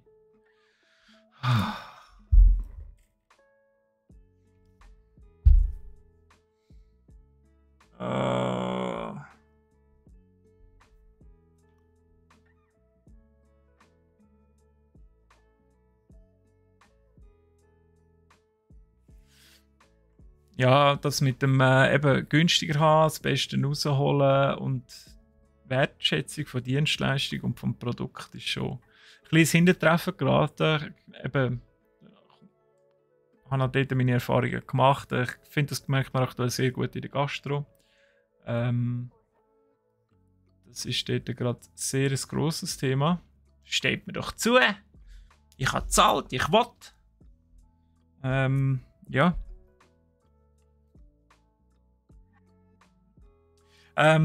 Ich fahre nicht extra da an am Donnerstag. Am Donnerstag haben wir immer Bürotag. Ich bin sonst natürlich im Homeoffice daheim. Donnerstag treffen wir uns aber hier alle und dann kann man eventuell auch Termine vor Ort wahrnehmen, falls man welche hat. Oder, und wir sehen uns wieder ein bisschen, können ein bisschen quatschen und uns austauschen, was so läuft, was so geht. Und den Austausch braucht es natürlich schon. Wir haben noch einen am Dienstagmorgen, den machen wir aber im Teams, also online, wo wir uns ein bisschen updaten, falls es ein Update überhaupt gibt. Und dann ist das schon gegessen eigentlich. Ich bin jetzt wirklich am Verzweifeln wegen dem Teil. Das gurkt mich jetzt so an, weil es stimmt auch von der Farbe her stimmt's nicht.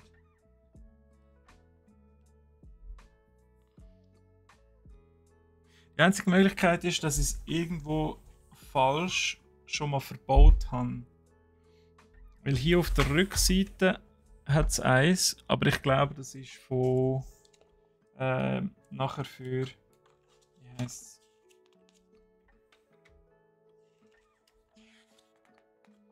es? Für die Bäume, für das Efeu, das drauf aufkraxelt. Also ich schaue jetzt nochmal, ob das wirklich verbaut wird. Ja, es kommt schon dort an, ja. Und sonst haben wir irgendwo so ein helles. Ein hellgraues mit so einem Nöppeli dran. Wäre ist schon ganz fantastisch. Sieht aber schlecht aus. Und sonst irgendwie da drunter kumpelt. Auch nicht. Da auch nicht. Da ist recht nicht, oder? Ist es vielleicht noch irgendwo im Sack drin? Könnte ja sein. Yes. Entschuldigung. Mist, jetzt habe ich es rausgedrückt und geschaut, was hier ist. Nein! Es war wirklich noch im Sack gewesen. Ah, da ist es. Ah, Gott sei Dank. Ah, Leute, sagen wir doch, ich soll in den Sack hineinschauen. Ah, Jesus. Nein, wirklich. Wir haben es gefunden. Es war im Sack hinein. Ganz Aufregung für nichts. Regt mich gerade nochmal auf. Dass ich wegen nichts muss aufregen muss. So. Jetzt können wir das wenigstens richtig antun da. Jetzt gibt es da so die schöne Lämpchen da. Sind alle zufrieden und happy. Siehst du es? Siehst du? Du siehst es schon. Ich sehe es nicht mehr. Ah. Blanke Horror. Und, Moment, da hinten kommt jetzt noch irgendwie so ein Style. Also das Graus. Und das kommt da drauf. Warum auch immer. Und das kommt hier.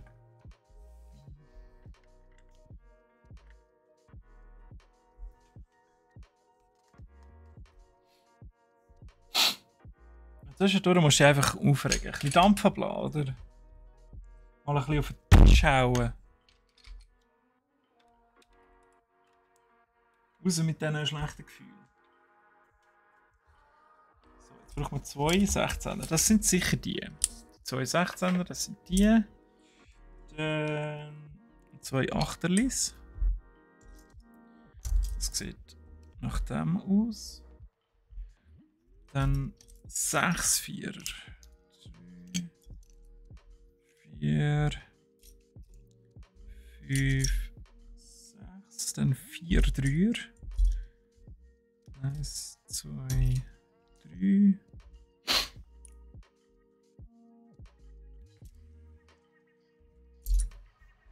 Hast du dich heute schon aufgeregt, Hecki? Hat sich heute schon irgendjemand richtig aufgeregt? Oder ist heute so ein Tag, wo man sich nicht aufregt, wenn die Sonne mal wieder scheint? Weil das Leben auch so schön ist. Manchmal muss man ein bisschen schauen, auf welche Seite das man es nicht tut. Ich glaube, man sieht es ein bisschen, dass es hier so wie abgeschliffen ist. Auf dieser Seite da. Die Seite sollte natürlich innen sein und nicht außen, wenn man schon so eins muss verbauen.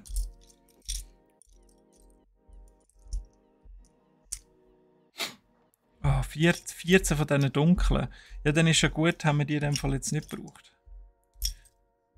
3, 4, 5. Und jetzt nochmal 5 bitte. 1, 2, 3, 4, 5 sind 14. Hey, das geht ja mal auf. Also ich glaube, den ersten Stock bringen wir noch an. Oder? Ja, ja, den bringen wir schon an. Jetzt brauche ich noch so ein einzelnes. Ohne Knubbel.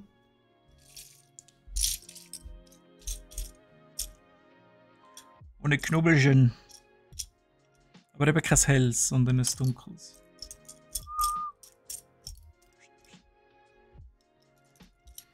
Also ihr seid es nicht, ihr regt mich auf.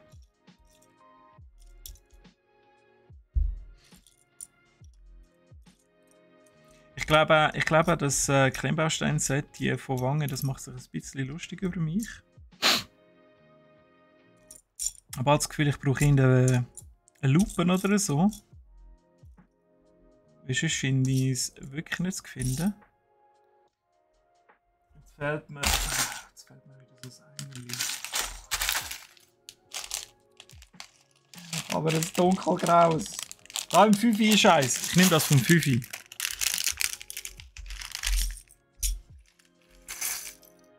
Ich nehme das vom 5. Cyril von der Zukunft, der findet das dann schon.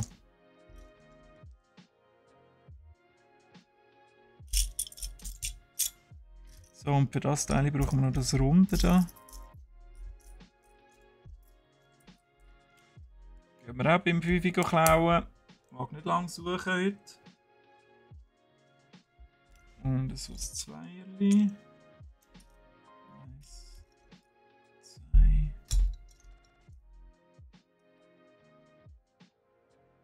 Bist du tatsächlich aufgeregt? Was hat dich so aufgeregt, Taki?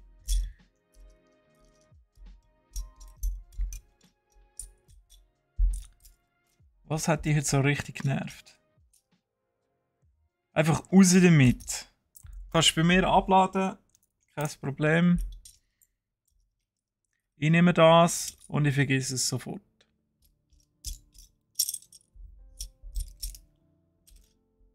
Ah, nicht! Sorry. Ja, nicht aufgeregt. Ja, mal, dann ist ja gut. Man muss sich ja nicht jeden Tag aufregen. Oder so Selbstfindung im Einklang mit seinem Inneren sein, im Zen-Garten rumrechen, eins sein mit der Welt.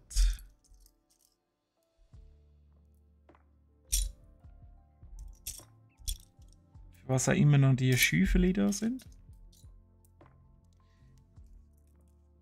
So, habe ich es jetzt.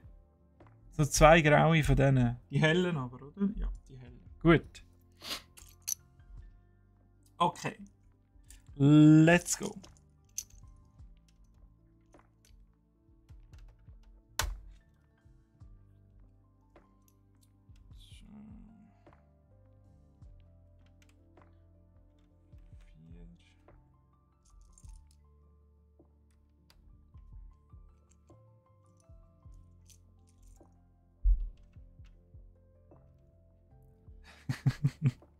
Im Zen-Garten.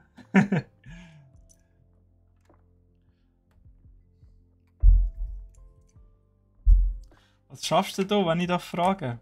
Natürlich nur, falls es hier Preis geben.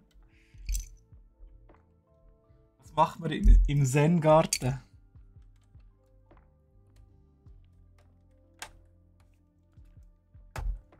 Ah, der keine Balken haben.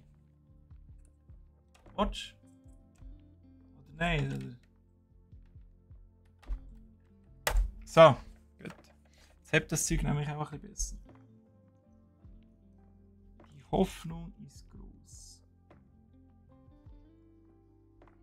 Jetzt bauen wir da ganz ein fancy Teil. Und noch das Schüeli.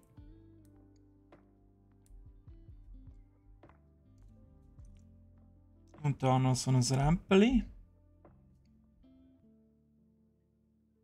Was ist das? Ist das so eine Säulenverkleidung? So der Deckel von einer Säule? Den müssen wir jetzt nämlich 5-mal machen.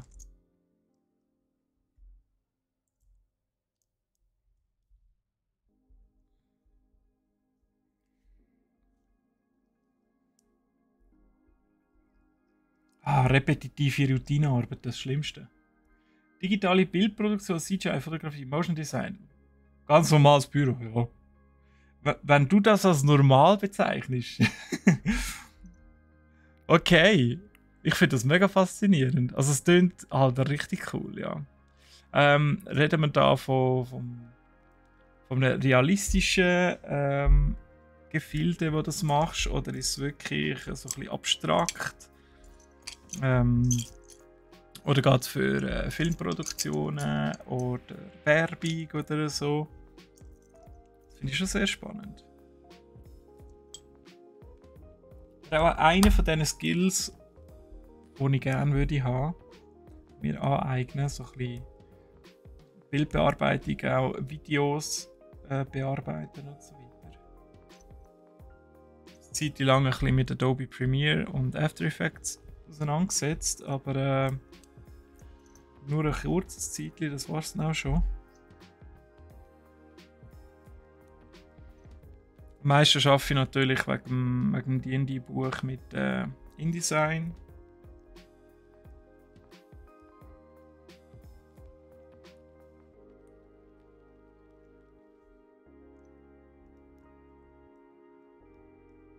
InDesign ist ja so etwas am Anfang kompliziert, wenn du das erste Mal mit so etwas schaffst, so Adobe-Produkt. Und nachher denkst du einfach nur noch, hey, wie kann jemand mit Word arbeiten? Ja. Wenn du mal an den ganzen Komfort und die Optionen gewöhnt hast. Das ist gewaltig, oder? Corporate? Ja, okay. Jetzt in der Musikindustrie. Für dich oder also im professionellen Rahmen? Musikindustrie, also für dich, ich meine mehr so privat, selbstständig oder auch wirklich noch so offizielles Zeug. Du musst ja schon noch ein bisschen Ahnung haben, was du verzapfst, oder? Wie du es anstellst und machst.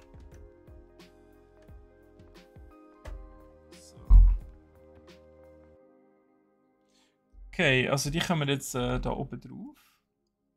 Dann tue ich das nachher mal umdrehen, dass ihr seht, wie das aussieht.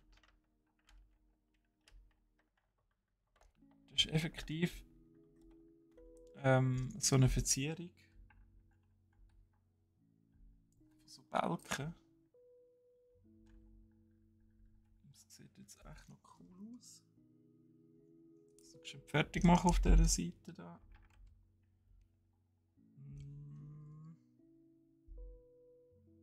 Und der kommt noch da hin. Okay. So, also die hängen da, oder? Ja, so, jetzt sieht man es. Sieht langsam wirklich schnuckelig aus. Sehr herzig eigentlich. Hat auch ein bisschen Liebe zum Detail. Die kommt vor allem am Schluss scheinbar dann zum Tragen. Wenn wir auch noch den Vorhof da machen oder das Vorgärtchen, den Vorplatz, was auch immer.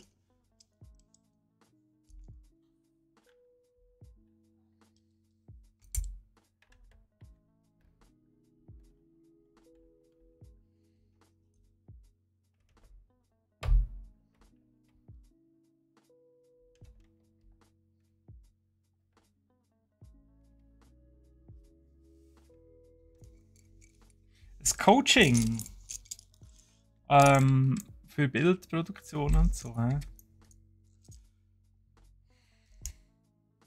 Ja, würde ich eigentlich sofort warnen, wenn momentan nicht bin ich finanziell ein bisschen limitiert unterwegs wegen der Hochzeit Ende August und der Flitterwoche nachher drauf haben. Aber ich behalte das auf jeden Fall im Hinterkopf, Techie.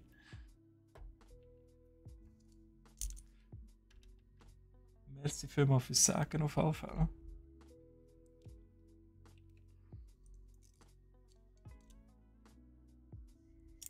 Ich jetzt eine zu wenig von denen.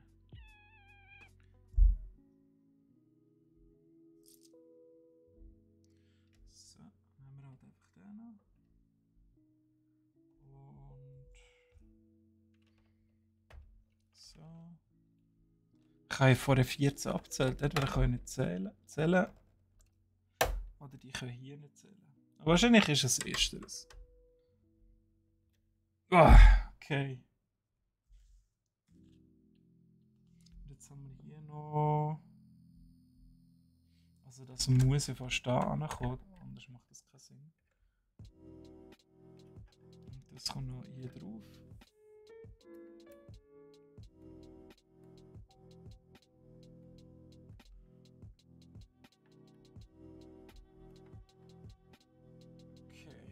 Gut. Also wir machen noch den Stock fertig. Und ich glaube, dann haben wir gerade einen super Abschluss wieder gefunden. Dass das hier tiptop aufgeht. Jetzt dürfen wir wieder ein bisschen Fensterchen machen. Und zwar nicht gerade wenig. 10 an der Zahl. Okay. Dann braucht man natürlich 10 Gläschen. 4, 8, 10. Dann die da. Jetzt machen wir da den vorderen Teil, oder? Jetzt machen wir da den schönen Ecke noch fertig.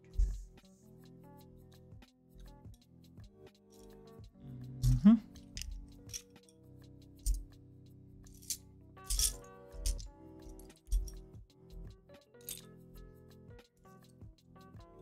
Schön rauszählen.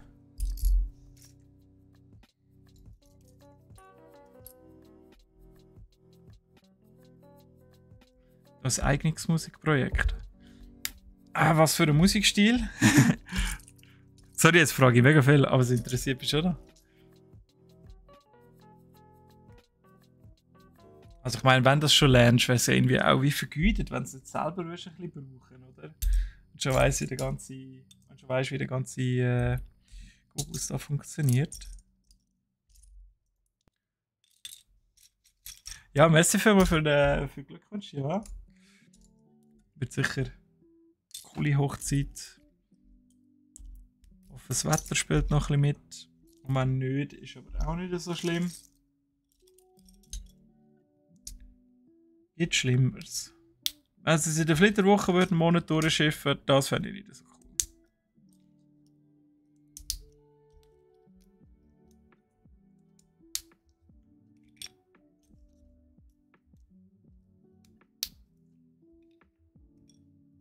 Oh wow, das ist ein sehr grosszügiges Angebot, Techie. Danke vielmals.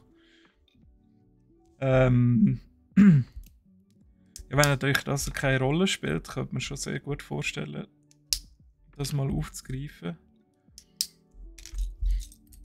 Sobald jetzt auch der Aufwand privat ein bisschen abnimmt.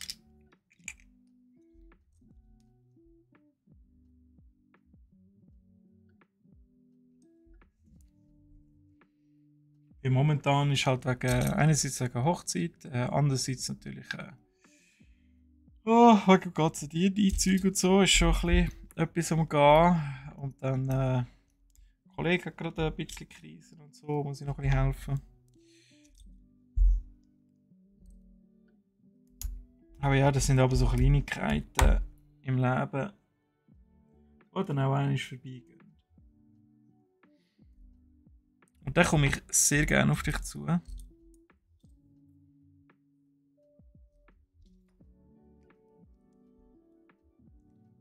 zwei, oder?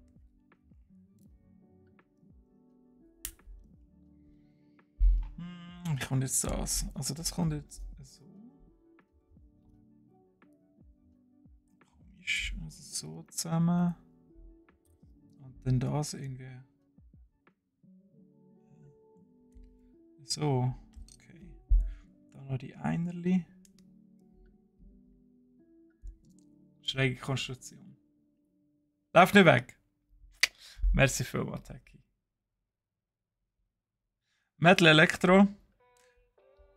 Elektro habe ich nicht ganz so viel Ahnung. Metal bin ich schon eher bei dir. Auch wenn ich Elektro geil finde. Ich habe einfach nicht viel Ahnung davon.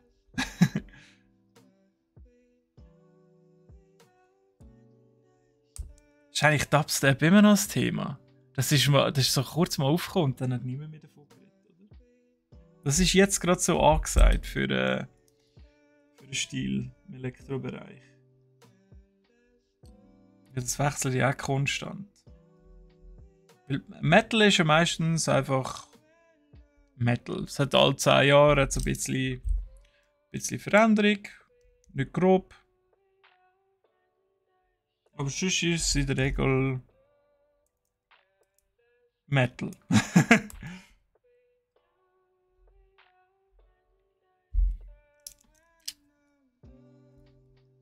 So, komm jetzt. Okay. Aber wieso ist das nicht zusammengebaut? Das brauche ich gar nicht. So. Gut. Und dann kommt. Ah, da kommen noch die Fenster unten dran. Logisch. Also die Fenster sind auch ein bisschen dreckig. Da können wir mal wieder jemanden putzen hier.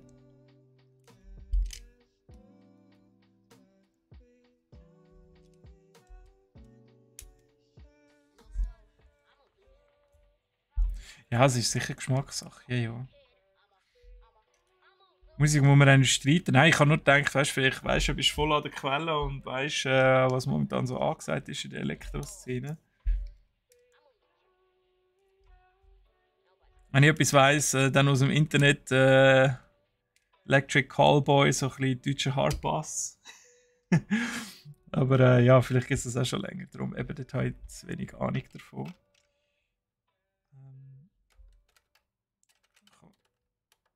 jetzt das so.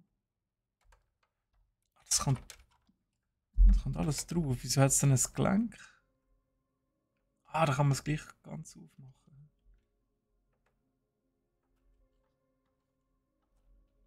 Okay, also das ist, sieht schon mal cool aus.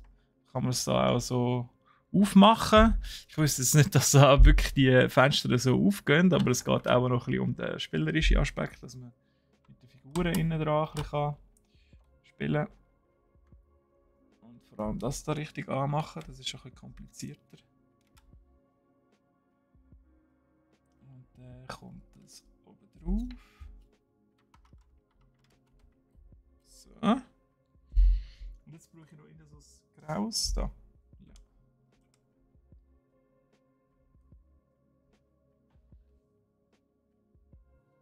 Hey, nice!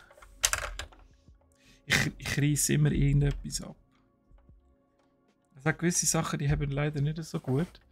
Aber es sieht jetzt wirklich schick aus. Oder?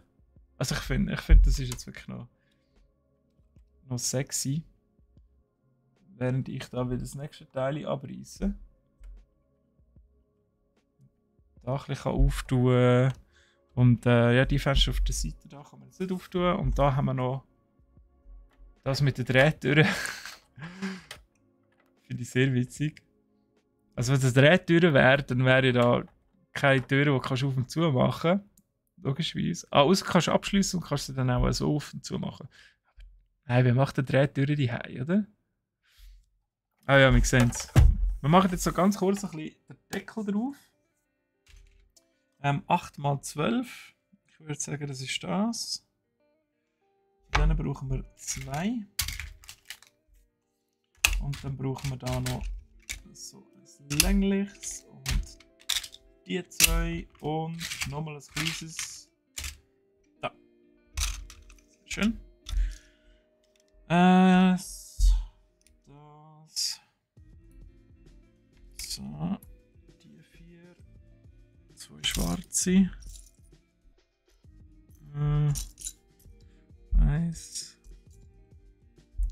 2.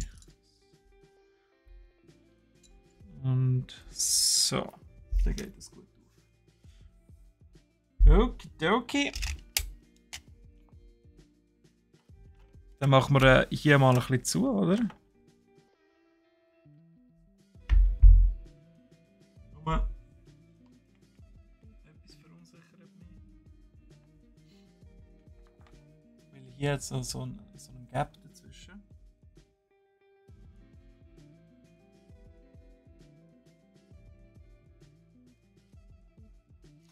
Ah, es kommt noch ein Scale-Sonne. Okay. Das habe ich natürlich wieder nicht gesehen. Aber wie gesagt, eben die Anleitungen sind nicht gleich gut verständlich, wie wenn man da an Branchenprimus denken. Dort ist es schon ein bisschen einfacher, so kleine Sachen, kleine Details aufzuschnappen. Sind halt die Anleitungen ein bisschen ausführlicher und dementsprechend auch länger. Dafür haben wir kleinere Schritte dazwischen. Es ist einfacher zum Folgen.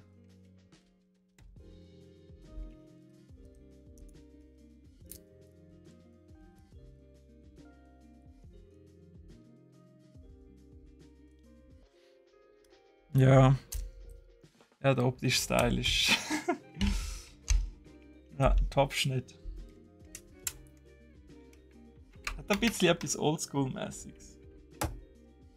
Aber ja, lustigerweise bin ich halt durch Kalle dazu gekommen, weil ich halt ja, auf YouTube halt ihn schaue. Unter anderem. Und dann hat er dort mit Electric Callboy, damals noch Eskimo Callboy, das Lied produziert gehabt. Und das ist mir voll eingefahren, das habe ich eigentlich wirklich geil gefunden.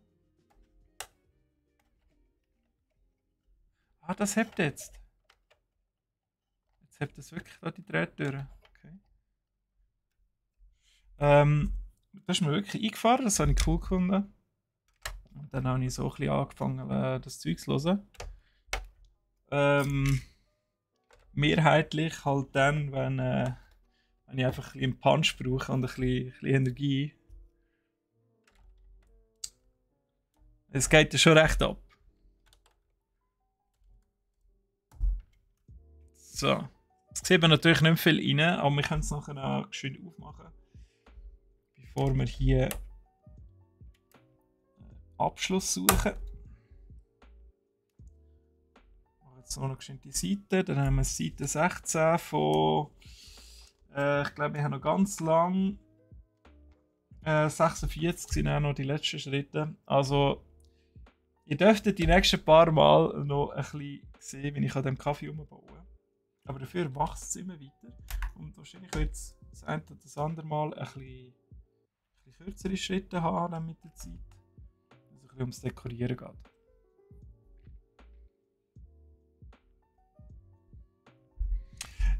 Ja, ich glaube, also er war eh schon in dieser Hardbass-Szene unterwegs gewesen, der Kalle. Und ich glaube, halt auch weg gewesen, was ist das gewesen?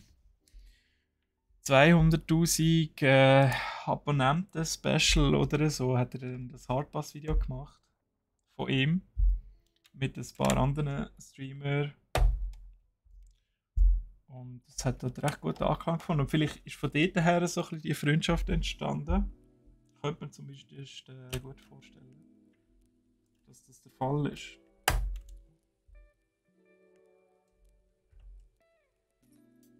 So, wunderprächtig.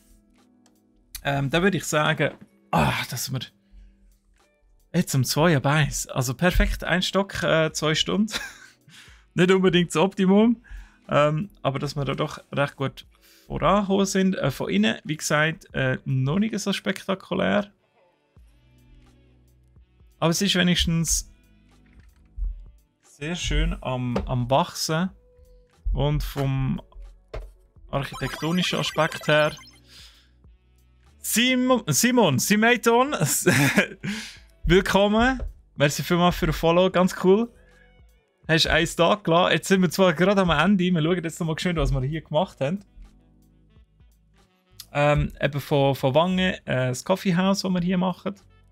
Und jetzt haben wir den ersten Stock gebaut, cool mit dem Erker, hier noch mit einem kleinen Balkönchen auf der Seite, wir haben ein paar schicke Fenster. Hinten dran ist es noch relativ nackt, aber wenn wir jetzt mal noch ein bisschen da reinschauen, in unsere Anleitung, beziehungsweise vorne drauf, dann sehen wir halt, dass noch ziemlich viel Dekoration dazu kommt.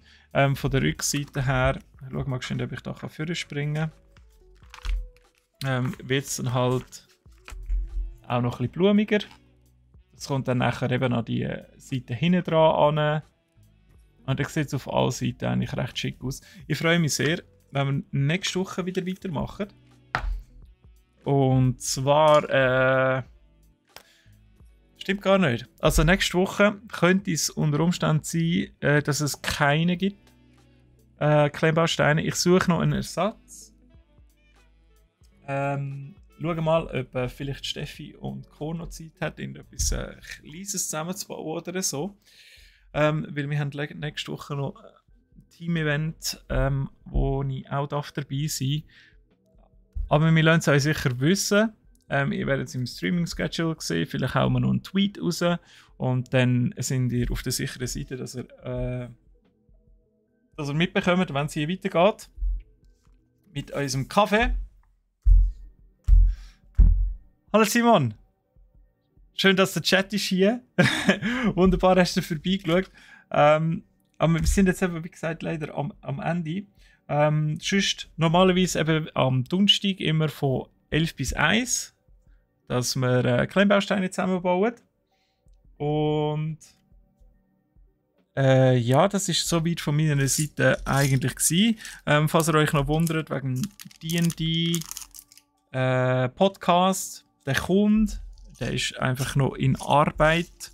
Ich werde das Ganze ein bisschen neu aufgleisen, es wird ein bisschen kürzere Happen geben. Dort dann einfach so kurz am Rande nochmal die Info. Die das cool findet, die habe ich nicht vergessen. Und dann danke ich euch vielmals fürs Zuschauen. Merci nochmal für ein Follow. Und dann sehen wir uns hoffentlich übernächste Woche wieder, wenn ihr auch dabei seid. Und nächste Woche kommen wir, wie gesagt, Bescheid über. Habt noch ganz einen wunderschönen Donnerstagnachmittag und dann ist auch ein wunderschönes Wochenende. Und danke vielmals fürs Zuschauen. Wir sehen uns. Bis bald. Tschüss miteinander.